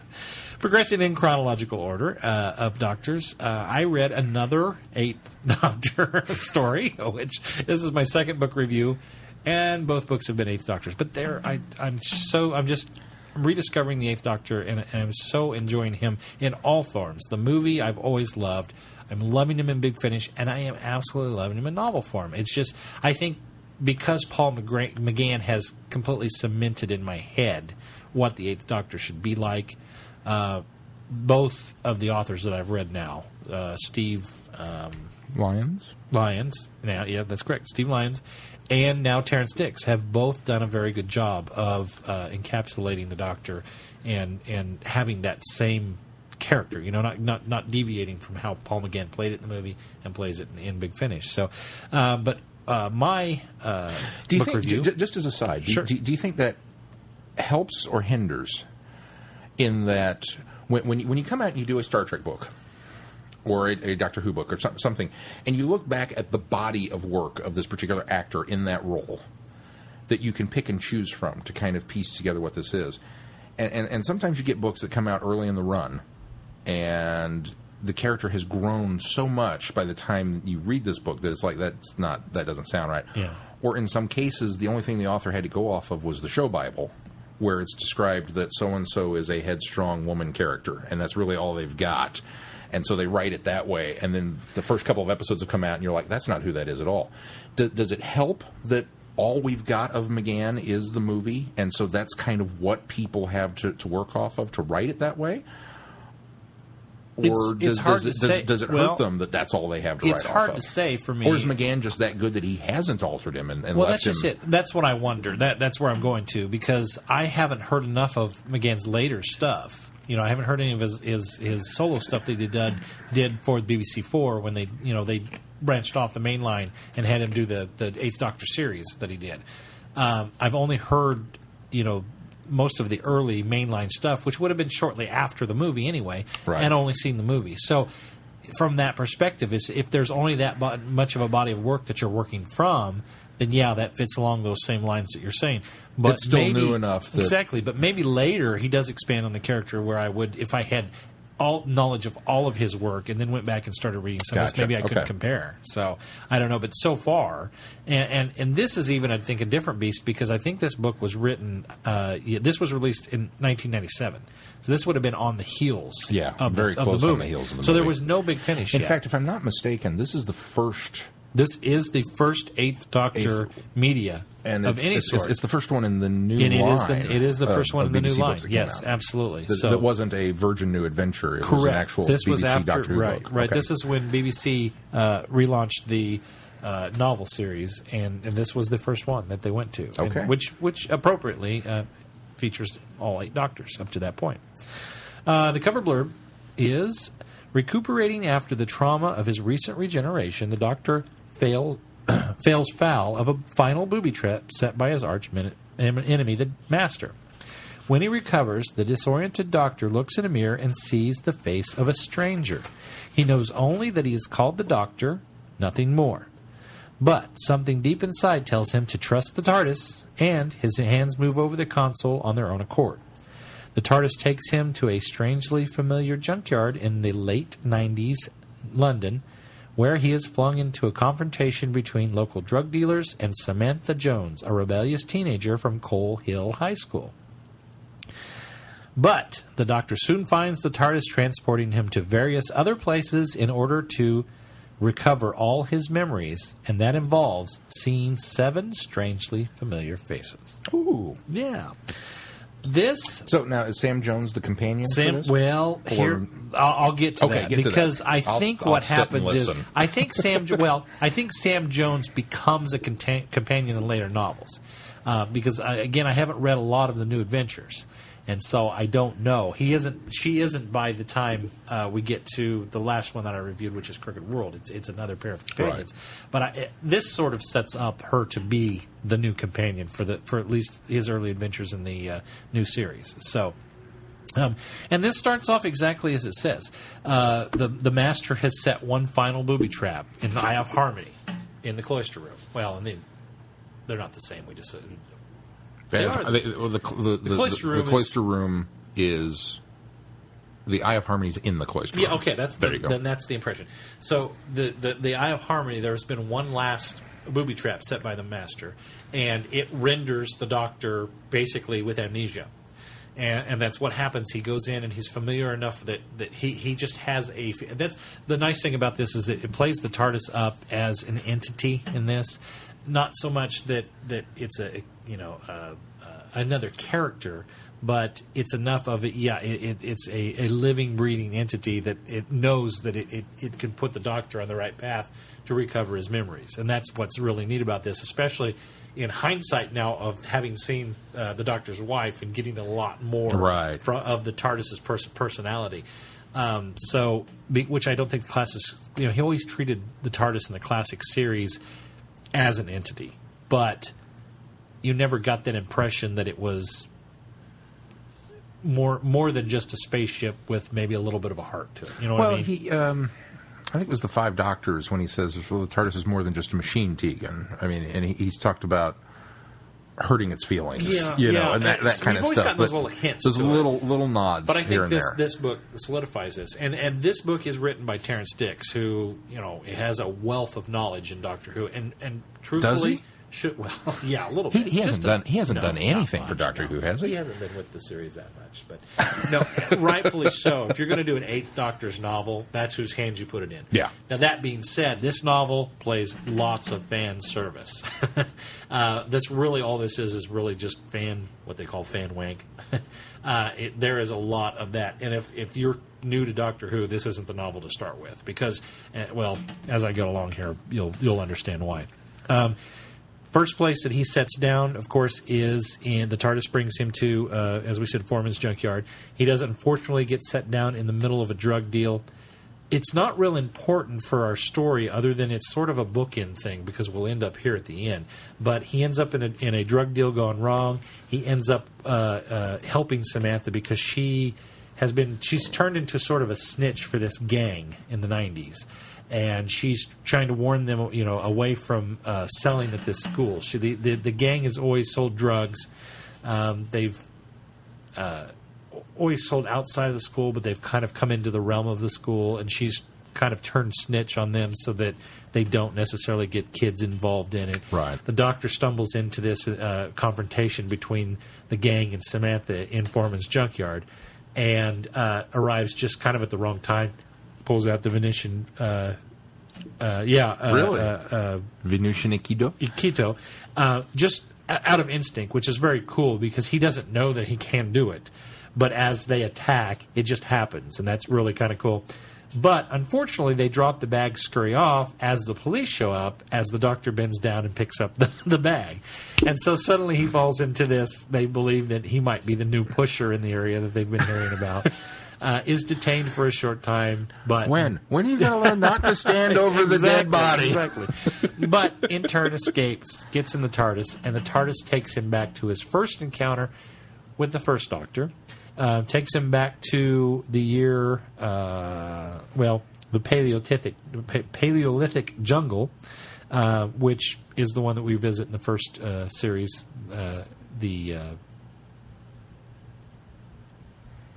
Not the Empty Child. Help me. Oh, the first story. Unearthly Child. Unearthly Child. Yeah. It's the cave people. It is the cave people. Ah, and what happens is, I'll set this up early, is anytime that he interacts with his previous self, a stasis bubble forms.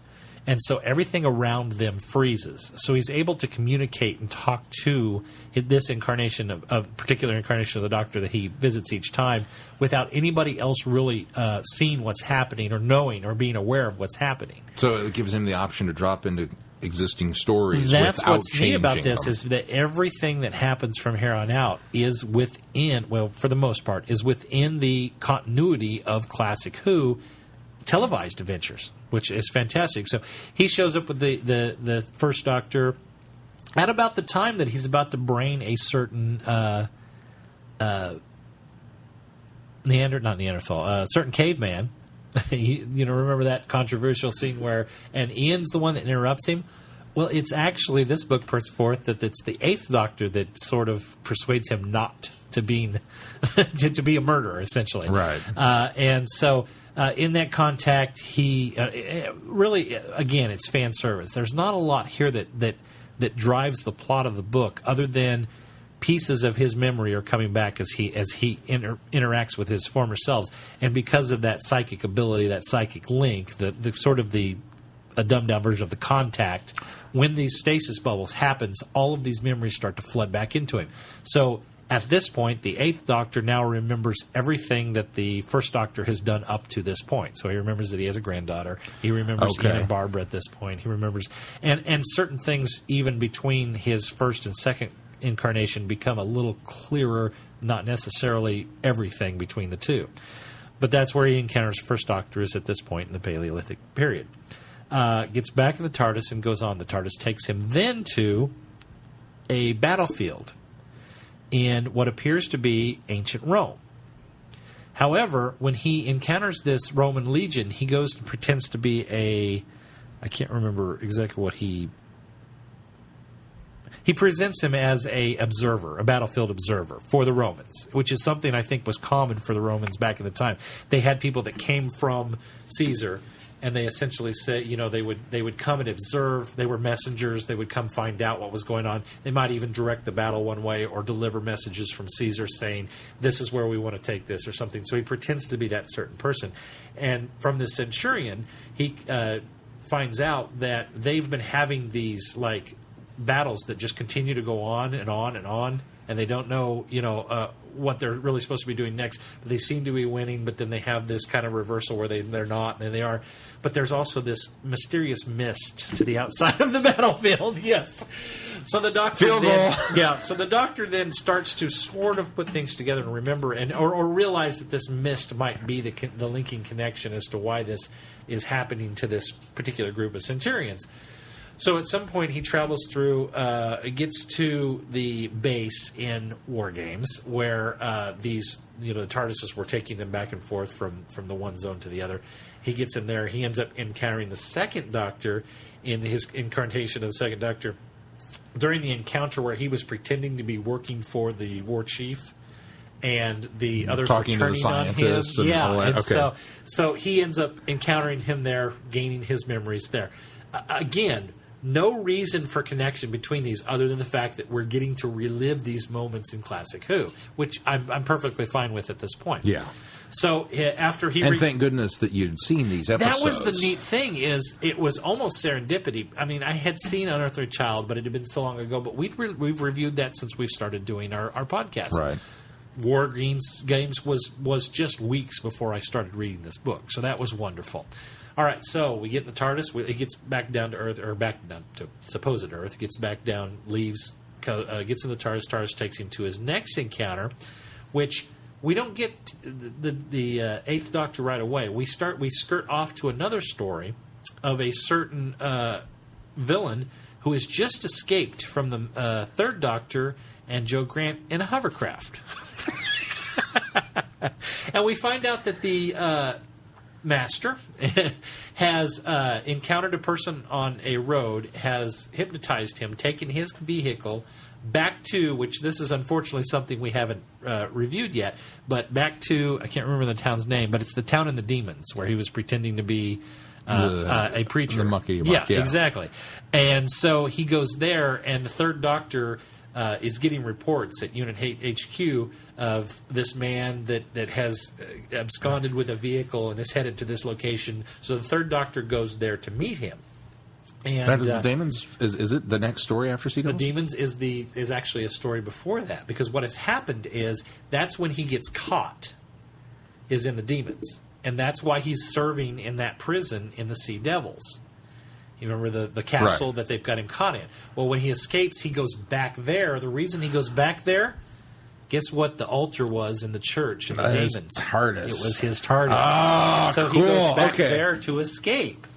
But he materializes in the Doctor's... he goes to confront... The Doctor goes there and confronts him, but he's too late. He takes off. He escapes. But for some reason, the Master comes to confront him. No, he doesn't. I take that back. He just escapes at that point because we're revisited by the Master story later. But the Doctor and Joe, having been thwarted again and the Master escapes, go back to the headquarters, Unit HQ. And when they get there, the Eighth Doctor is already there. And he's already been talking to the Brigadier. And the Brigadier is like, there's something familiar about you. I seem like I know you, type thing, which is fantastic. And the Third Doctor comes in. That's fanboy right there. Yes, exactly. Paul McGann and the Brig. Exactly, and that was the nice thing. Is it's that moment for the Eighth Doctor to be able to, which they did. They revisited and did later in the Big Finish audio line, obviously, and Keith's favorite, Minuet in Hell, but and then Spectre of Lanyon Moore as well, but. Was that? No, that wasn't that was the Sixth Doctor. Yeah, that's the Sixth Doctor got. Yeah, that's right. That's where his quasi-official was, because we don't count dimensions in time. But anyway, so so we finish far before I count dimensions in time. So we get that nice little. But he doesn't know that the Eighth Doctor is the Doctor, and that's never really divulged to the Brigadier, which kind of is a nice thing as well. But when the Third Doctor comes in, he kind of syncs up and realizes what's going on. The Third Doctor gets his memories. But the interesting thing about this encounter is the Third Doctor says, well, I'll walk you to your TARDIS, which is outside of the Percy's or the Third Doctor's TARDIS is in the Right, HQ. it's in the lab. His is out. So as they go to the the Doctor at some point, I've skipped, has recovered the. I'm sorry. That's what it was. The Master does materialize in the HQ. There's a struggle between that the Eighth and the Third Doctor have to utilize in order to thwart the Master. In that context, he gets the the cell regenerator degenerator that shrinks people. I can't matter remember. disruptor. Matter disruptor. Is that what it's called? Yeah. He gets the matter disruptor from him. The Master does end up escaping again, so he gets away at that point. But the Third Doctor has the matter disruptor. But as he walks the Eighth Doctor to his TARDIS, he stops him just before he goes, and he pulls the matter disruptor on him, and he says, "You know, I've been trapped here for so long. I haven't been able to get my TARDIS going." He's really lamenting having to be stuck there, and the Eighth Doctor says, "You really wouldn't use that on me because number one, that would destroy our timeline. You know that your place is here." So the Third Doctor almost hijacks the Eighth Doctor's TARDIS just to get away from his exile. That's how much he wants to get off of Earth. How much this exile is affecting him. And of course, the Third Doctor says, "No, you're right. I would never do that." And the Eighth Doctor then goes on. So it's a nice little moment there because there's a little bit of that tension about, well, the Third Doctor is almost desperate enough to utilize something that a weapon of the Master's in order to take a TARDIS that would give him a release from Earth. But he does come back and say, "Yeah, on the side of you're absolutely right. I could not do something like that." So it kind of gives the Third Doctor a bit of a dark edge, which I thought was kind of cool. But on the flip side of that, still, redeems him for the fact that, it's not something that I could do. I need to serve out my time. There's a reason why I'm here. Yeah, it's not like building a time bomb. Exactly, right. So, that being said, then he gets in the TARDIS, and he comes across. This is where I'm. Oh, that's right. He comes across the Fourth Doctor and Romana on the planet in State of Decay, where the vampires are. Okay. And it's shortly after Romana and the Fourth Doctor have dispatched of the giant vampire. The great vampire. Yeah, the great vampire. And they are back at the renegades that were in the one cottage that were not mercenaries, but the rebels. The rebels, essentially. They're back there, and the Doctor Romana is asked to come outside, and when she's kidnapped by one of the vampires that was not killed, and is brought back, and she's captured, and so as the Fourth Doctor is on his way to help her, the Eighth Doctor materializes, and he ends up helping each other, so they end up helping to get Romana back from the vampire and dispatch of the vampire one more time. So there's a whole little extra end. There is an scene, extra end scene essentially to that, as we sort of got to the Sea Devils as well, where the Master Escapes comes back. So that was kind of a neat thing as well. He goes off, encounters the. So this is the wonderful thing about this, is the Eighth Doctor encounters the Fifth Doctor, Tegan, and Turlough, as they have returned to the Eye of Orion, where they were previously in the Five Doctors, because the Fifth Doctor decided that they really didn't get enough time there to appreciate this wonderful, harmonious planet where, it always smells like rain and all of that. And so they've come back there.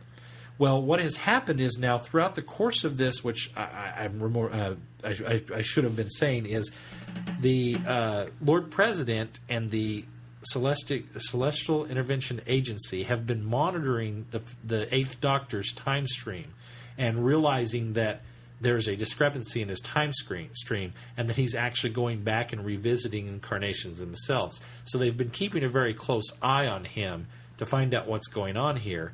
And what happens is there's somebody in the CIA that wants the Doctor basically gone, and he realizes that this is a way to do it. And so what happens is in such a random, strange story that there's somebody in the CIA that's wanting to get rid of the Doctor, decides to unleash the Raston Warrior robot. What? Yeah, so they pluck him out of the not the dark zone, the death zone. I always say dark zone. The death zone. Place him on this planet. But fortunately, what happens is and I don't remember exactly why, but a Cybermen squad ends up coming as they're trapped, essentially, by this Raston robot, cowering behind the ruins because, a cyber squad comes and ends up having this battle with the Raston Warrior. So it was a wonderful way for Terrence Dicks to go, I'm not done with the Raston Warrior robot. He brings it back in, and this Raston Warrior robot ends up taking out this entire squad, with the exception of the cyber commander that ends up defeating the thing, which is undefeatable. It's a robot that's undefeatable, and ends up defeating it. And is so very proud, and the Doctor is actually in a moment congratulating the Cyberman, who is on its death. It's on its deathbed. It's dying, but it has completely destructed it. Because it wasn't enough to watch this thing destroy a squad of Cybermen in the first time around in the movie. In the Five Doctors, we've got to come back and let it do it again. And I should mention that the CIA agent that is in there is using a time scoop. I think there are two of them that are conspiring to do this. Use the time scoop that the Lord President Barusa was using to take the Doctors out of their time stream. That's what they used to put the Raston robot on this. That makes sense. Eye of Orion. I never. We only used it one way, to take from and bring here, but it makes total sense that you could move other things around as well. Right. Exactly. It wasn't Coordinator Vansel by any chance, was it? I don't. That seems familiar, but I'm not sure it was. Well, it's President Flavia, who is the who one would be acting president at the time, and she's the one that has been observing the timeline being. It's Ryloth. Nope, doesn't sound familiar. Locates the fifth eye. Yeah, it's Ryloth is the one that's. In fact, he's the one that has brought this discrepancy to Flavia's attention that this is going on, and I think that this is in his way a way to say, hey, the Doctor is doing something he's not supposed to be doing. So he's all this time, lives, he's trying to get the Doctor in trouble, and when that's not working, then he goes to little, extreme measures. Exactly, further measures. So now, just as a side note, you said this is published 1997. Yes. Uh-huh. So for all of the big finish that we get that involves the CIA and the Celestial Intervention Agency, that pretty much all comes from here then. This would be the first reference of it, wouldn't it? Well, no, because I think we had CIA... maybe, because it seems like... Yeah, I think the CIA was... I want to say that there was CIA involvement or creation in the Virgin New Adventures. I'm not sure because I'm not familiar enough, but I want to say that they'd been around longer than the New Adventures. Okay. Well, look, we'll do some research on that. We should find out for sure. I was trying to figure, because I thought when I first heard CIA, the first time I heard it was in the Eighth Doctor Adventures, the late Eighth Doctor standalone adventures that Big Finish did, and I thought that was wonderful. And then we keep getting these little drops of them throughout the Big Finish that we've been listening to. So it's like, okay, they've just kind of carried this over. Yeah, and how which I think they have. The CIA, Celestial Intervention. But the CIA has also been recently pointed to as an excuse for how the Second Doctor is able to materialize, because in fact they say that the reason he is sent by the Time Lords to help the Sixth Doctor is not necessarily because he's sent by the Time Lords, because he has been sent by the CIA without really the High Council's knowledge of what's going on. So it's a convenient way to retcon. Convenient retcon is exactly. Okay, I'm sorry. Go ahead. Continue. No, that's fine, because I'm a little fuzzy and I can't remember what it is. The fifth and the Eighth Doctor actually confuse the Raston robot before the Cybermen show up, because they walk up and the Raston robot is intelligent enough to realize that they can actually walk up to it, because they use I guess an old Time Lord trick, as they're saying, where because their brain patterns are the same, they're canceling each other out as they walk together, so they can move up on the Rastin robot and confuse it because he's not quite sure if he's seeing double or if there's two of them there. So it's a nice little phase that distracts him, and that's what allows the one Cyberman to end up dispatching him. But the funny thing about this is, and it's such a little moment in this book, but it's a lot of fun, is being frustrated by what's happening. Ryloth actually sends a Drashig after them. So he sends it with a time scoop through this zone. But the doctors have created this... they've used the TARDIS in order to create a temporal disruption. And what happens is the Drashig flies in to being dispatched by Ryloth, but goes through this temporal destruction and ends up back where it came from and eats Ryloth. So that's all it is. And it's such a wonderful moment just to get a Drashig in there, because the Drashigs are like these big, worm-looking, dog-faced creatures that, are just kind of these little classic pieces of Who that you don't get to see a lot. But I've always been intrigued by them. So when you get this moment where this Drashig comes in and then is suddenly sent back and ends up eating the guy and that's it. That's all we get for Ryloth. That's what's so wonderful. However, the nice thing about that is then the Doctor goes to meet his sixth incarnation, and I am so glad that Keith is not here, because this time it's shortly after the Sixth Doctor's trial, which has been taking place not on Gallifrey, and I didn't remember this because it's been long enough ago to see that.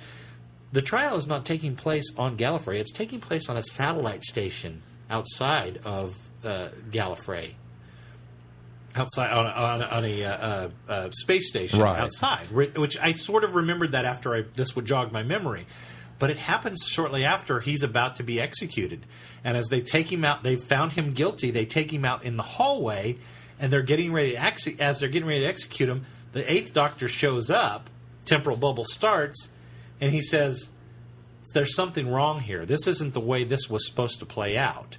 And so he takes him into the TARDIS, takes him down to Gallifrey, and they discover throughout the course of them being on Gallifrey, they kind of go back in time. So the Sixth Doctor still has a version of himself up here, now still on trial again, while he and the Sixth Doctor start to uncover the mystery of why this is happening. And it's not all of the Masters doing up here. The CIA have set this up, and the reason why it has been put up here away is so that the most of the High Council don't even know that it's going on.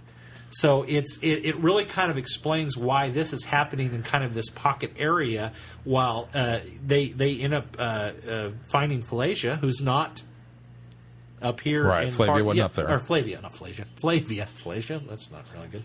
Flavia, who's not up here, they find her and say, we've got something going on here that's hokey and something's not right. Well, come to find out, there are people in the CIA that was trying to set this up, and that's the reason why a lot of this was manipulated. But what happens is the Master comes in and is able to access the Matrix and manipulate things in his own way. So he's got something going on outside of what the CIA is trying to set up. And anyway, they end up clearing his name on the planet, which then in a way they're able to get a message to change the events, because that's how we find out that the Master has actually been manipulating things, because the Master's not revealed in this alternate timeline, but because the Eighth Doctor intervened, the Master is revealed, and so the events happen as they were intended as we see them on TV, and the Sixth Doctor is spared. Which was kind of a neat little, this is going on the planet while this is going on. And the neat thing is this incarnation of the Sixth Doctor vanishes, because the Sixth Doctor, the real timeline, or the timeline as we know it, is restored, or maybe is altered. That's the neat thing about, I'm probably explaining this terribly wrong, but because of the events that the Eighth Doctor stepped in, is the reason why we have the events for the Sixth Doctor that happened in the first place. So it's kind of a cause and effect thing, or an effect and cause thing that has happened here because the Eighth Doctor has intervened. Okay, so now spoilers for anybody who hasn't seen. Absolutely, and I apologize for anything that we're. Well, I'm going to go one step further. I'm glad that Keith's not here. Keith, if you happen to be listening to this podcast, stop earmuffs. So,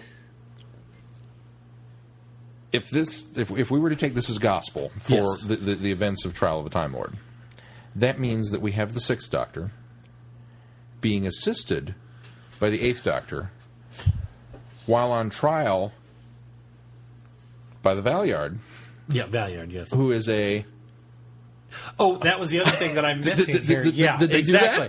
No, that's the nice thing is that that is revealed ultimately as well. Is that the Valyard is this incarnation of the Doctor in the future, and that's never revealed in the alternate timeline.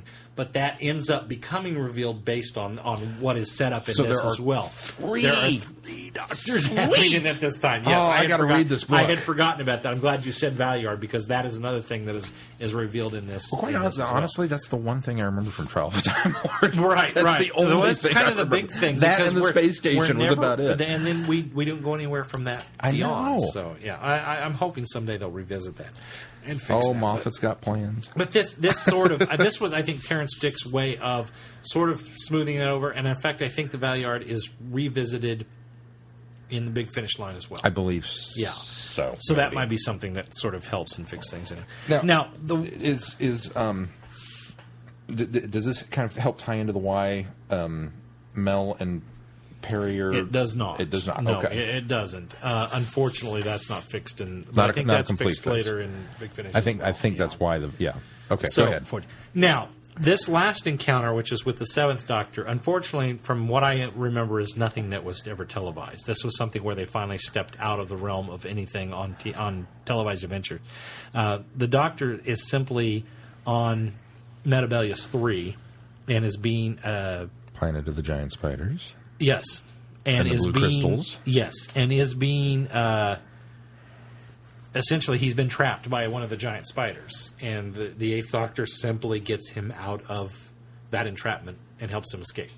And that's really all it is. That's all there is to it, which is kind of sad because it's sad. I mean, it doesn't work very well. But and then. After blowing his mind writing the Trial of the Time Lord segment, he kind of was like, I got nothing. Spiders. Okay. And I'm reading here because this is where I can't remember exactly what happens. Because at one point he returns to Gallifrey, he confronts Rassilon, and because he believes that Rassilon has been the one that's been guiding this, ultimately his journey to restore his memory, which Rassilon does reveal in the tomb does reveal to him that he has had a hand in it, and that there are certain loose ends of his history that needed to be tied up. Hence the see, and I did a bad job of explaining those, but because changing the Doctor's mind as the first Doctor incarnation of braining the caveman. I don't remember exactly what happened in the confrontation with the second Doctor that was sort of along the same lines of. Oh, I believe he is the one. He's the one that tells the second Doctor that he needs to send a message to the Time Lords. The box. Remember that? Right. Okay, that's what that was. The third Doctor, he is the reason why he has to. He realizes his mission, part of his lot in life is to be trapped on Earth, but he obviously, by encountering his eighth incarnation, who is now traveling in the TARDIS again, he's not stuck here for good. So it's kind of a hope for him.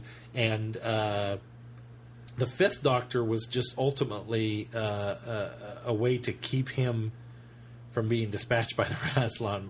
I don't remember what the fourth one was.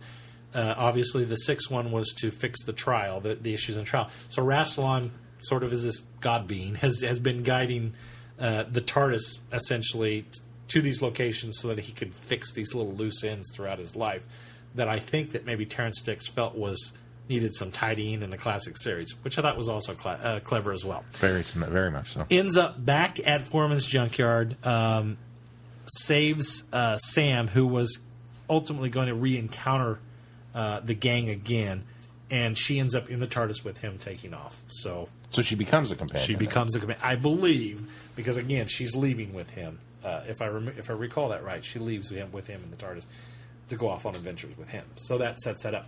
Another thing that happens, though, is we get this little aside. The priest is still alive.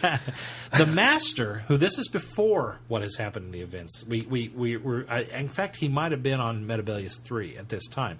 But Terrence Dicks, for some reason, felt like he needed a reason why the little worm essence thing.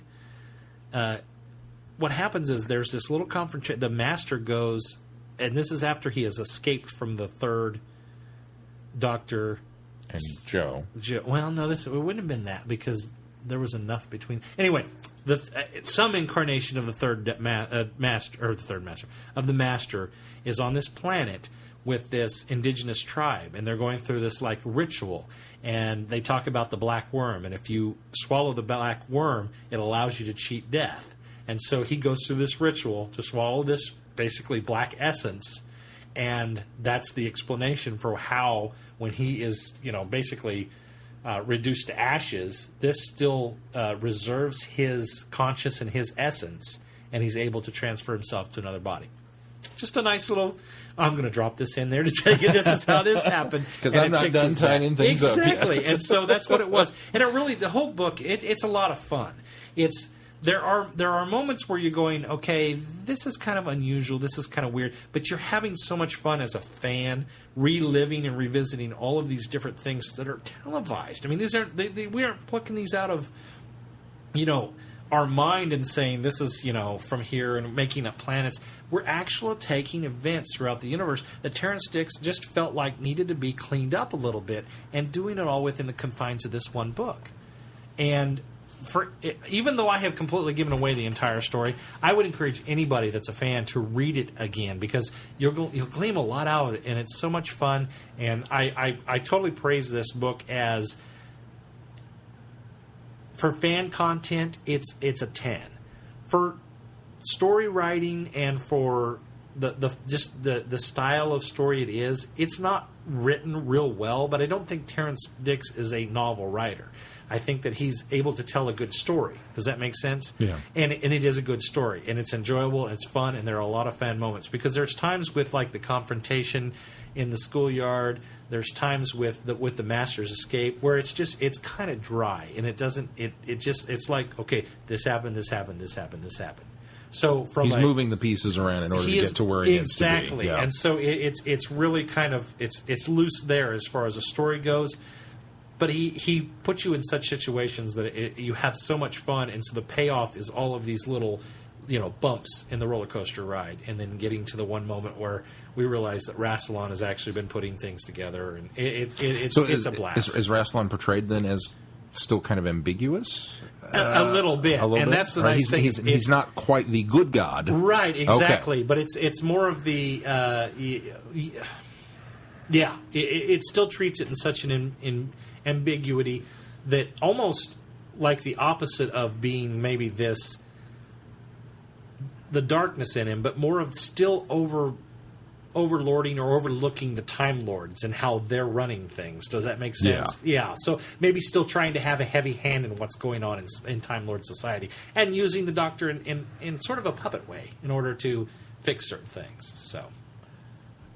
Okay, so now as you found as you went through this, were all of the individual Doctors written correctly? I mean, was the voice there? That's what I think the beauty of having Terrence Dicks write such a large Doctor story. I mean, 8 Doctors. We never had the 8 Doctors together in one piece up to this point.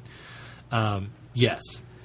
You can tell that Terrence Dicks is still the script editor, still the fan of Doctor Who, still has his finger on the pulse of Doctor Who, even this many years later, and we've been through the wilderness years at this point, or at least half the wilderness years. Would have been, yeah. Terrence Dicks was definitely the right person to get to write this, because he does. He tackles each Doctor and handles them respectfully, and each time that one of those incarnations of the Doctor came on, it was definitely the embodiment of William Hartnell, Patrick Troughton, John Pertwee, Tom Baker, Peter Davison, Colin Baker, and then Sylvester McCoy. So he definitely had a handle on those characters, and that's what made it, again, so much fan service in this book, because even though the story can get dry at times, he does it right. He really knows his Doctor Who, and it's very evident by this novel. Awesome. I'm jazzed. I can't wait to read it. It's kind of one of those that's always been on my list. As soon as I saw it, the 8 Doctors, Terrence Dicks. I mean, because, again, I've read dozens of Doctor Who books, but they've all been the novelizations. Right. And Terrence Dicks was responsible for a ton of you've already those. known, yes, yeah. And for the most part, he didn't. I mean, there were little changes made here and there, little ads or something. But for the most part, I've already seen this. Right. But I just never bought it for some reason. I just never did. And I'm kicking myself now that you've told me it's out of print and it's $1 billion. I have seen that it's absorbent values on eBay right now because it is out of print. Well, I'm definitely going to have to keep haunting the used bookstores and different places to see if I can procure a copy. But absolutely, I was able to fortunately get a digital copy of it, or there would have been no way for me to review it because it's a very expensive book right now. So, well, that's all I've got to say about that. That's everything. Right? I've probably ruined more of the book for you than you wanted to know. But well, no, I don't think so. I think as we do book reviews, and I mean, we kind of did this last time where we went way into plot developments and this is how it ends and things like that. But I think with a podcast of our nature, I think you kind of come to expect that because we're reviewing things that have already been out. And maybe not. Maybe we need to tell people, hey, we're doing book reviews, and that means we're going to spoil the ending. Well, I think I did throw the spoiler reviews up beforehand. But the one thing that I think I find us doing is when we watch episodes that we all watch together, we know the story well enough that we just kind of hit on the things we like and didn't like about something. Unfortunately, when we do the book reviews, it's an individual basis. Right. So we feel compelled to have to fill each other in on the story and the listener in on the story. And I don't expect our listeners to have gone and done their research on these books as well. So I think that kind of excuses us to divulge a lot of the plot. And unfortunately that does mean giving away a lot of the plot points of it. But we get so passionate about the stories. I think that's what happens. Yeah. Well, and I think as with some books, Chrissy asking about the Dark Tower or something and going, you have to read it. It's this kind of blah, blah, blah thing. Right. That's one thing. And versus there's $1 billion Doctor Who books out there. And if I really found one that I was passionate about that was so phenomenally good, I might just say you have to read it. Right. And leave it at that. Sure. But I think for our purposes, you're not hurting my feelings that I know the end. Terrific. I mean, because now you know the end. you know what? Actually, I didn't give away the secret ending to the Steve Lyons Crooked World because I do want you to come. Oh, that's true. Want you to come to the realization of what that is. You didn't. I gave the majority of the story. You gave the majority book, of the story away, but I did hold off on that because it was an interesting twist. Well, here's an example. Friday Night Who next week. We're doing The Greatest Show in the Galaxy. I know the ending to that one. But I'm going to watch it again anyway. Of course you are. Good segue, Shaun. Thanks. What else are we doing next week? Well, Friday Night Who next week, Greatest Show in the Galaxy, Sylvester McCoy, which just released this week here in North America, so it's a relatively new one. Well, as we record now, it's Monday, so it's Monday last week. So it's last week. But and, of course, we've discovered that not only is Sophie Aldred, but Sylvester McCoy are both now on Twitter. Right. At Sylvester McCoy. We mentioned last week, and I forgot to put that in the show notes. Oh, well, you can do it this week. Make a note. So hopefully maybe we can get one or both of them to join us. It's always the hope. Never happens. Never does, but we keep trying. But we keep trying. And then a certain third leg of our stool will be... That sounded wrong, didn't it? Of our podcast will be back next week. Keith will be back from his honeymoon. And because we know everybody deeply cares, maybe, we'll be talking about the greatest show in the galaxy. Our galaxy, anyway. Keith and Sarah's wedding, which was a lot of fun. And we'll give you all that. We didn't want to go into too much this time out just because it's his story to tell, So we'll cover both. We'll cover the wedding and the actual story, the greatest show in the galaxy. Beyond that, we don't know yet because there's no set date. Up in the air now.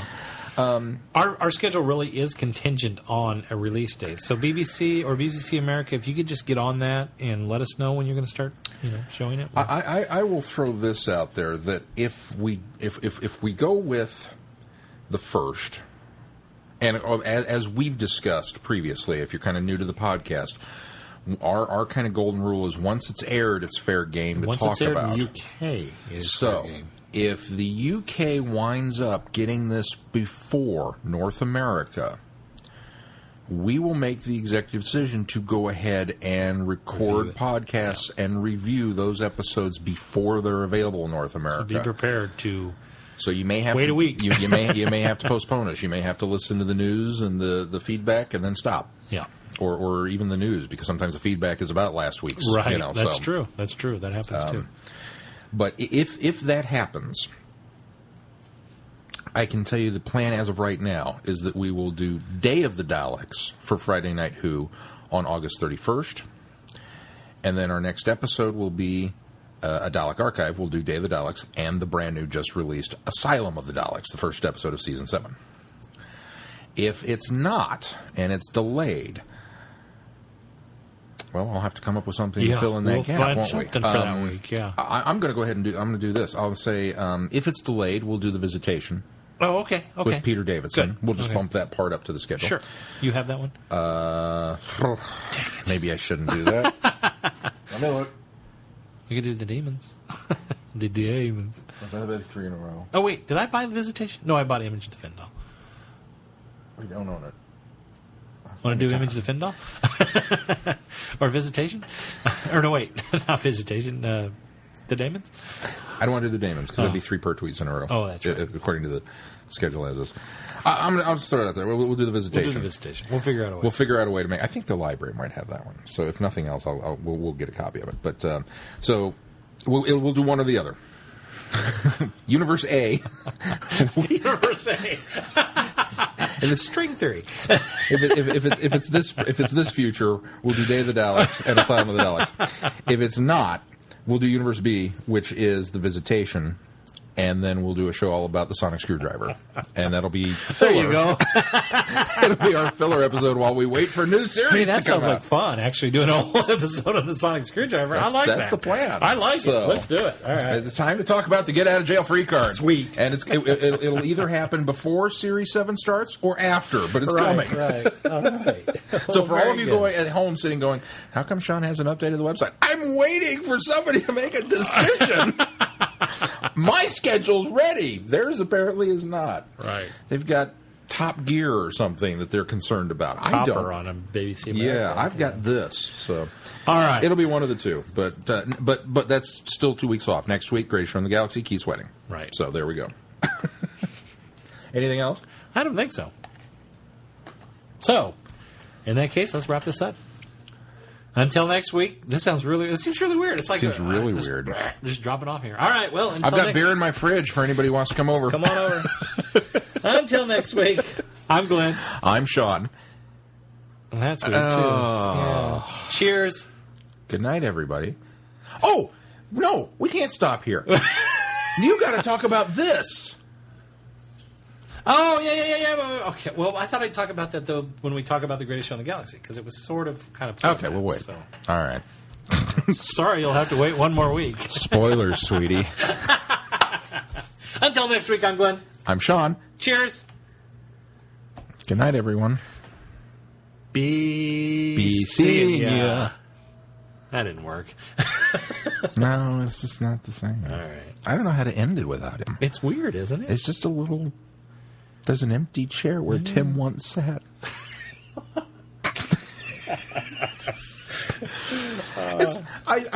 You laugh because that's a Star Trek thing. I'm gonna throw this in there. So I'm standing here today. Oh, that's what I was going to say. Watch for the Star Trek side Oh, trip yeah, this watch week. for the Star- it the thing didn't- that we promised you last It week. didn't come out last week. We'll get it this week. Well, yeah, we were slightly busy. A little bit. So I'm standing here and I'm getting things ready for you to come over tonight. I'm walking around and the line flashes through my head of Shatner going, Enterprise feels like a house with all the children gone. Because my roommate's gone, my podcaster's gone, he's not here. It's just a little weird. So, yeah, TARDIS is empty. I'm sad. When does he get on the boat? Is it too late to stop him? Tomorrow morning. Don't go, Keith! But he's in Louisiana. He's in New Orleans. New Orleans. He's not in No, he's not. Nuance He'll be yet. in Nuance There's tomorrow. time to stop him. Set the spatial coordinates. Let's go. Run away! We're really trying to drag something out here that's not happening, is it? I keep hoping we'll stumble across that perfect. That was the where to end it. And whoosh, I know, there how it went to, again. I know how to end it. Okay, ready. You have been listening to Traveling the Vortex. Doctor Who and all of its associated programs are owned and trademarked by the BBC. No infringement is intended or implied.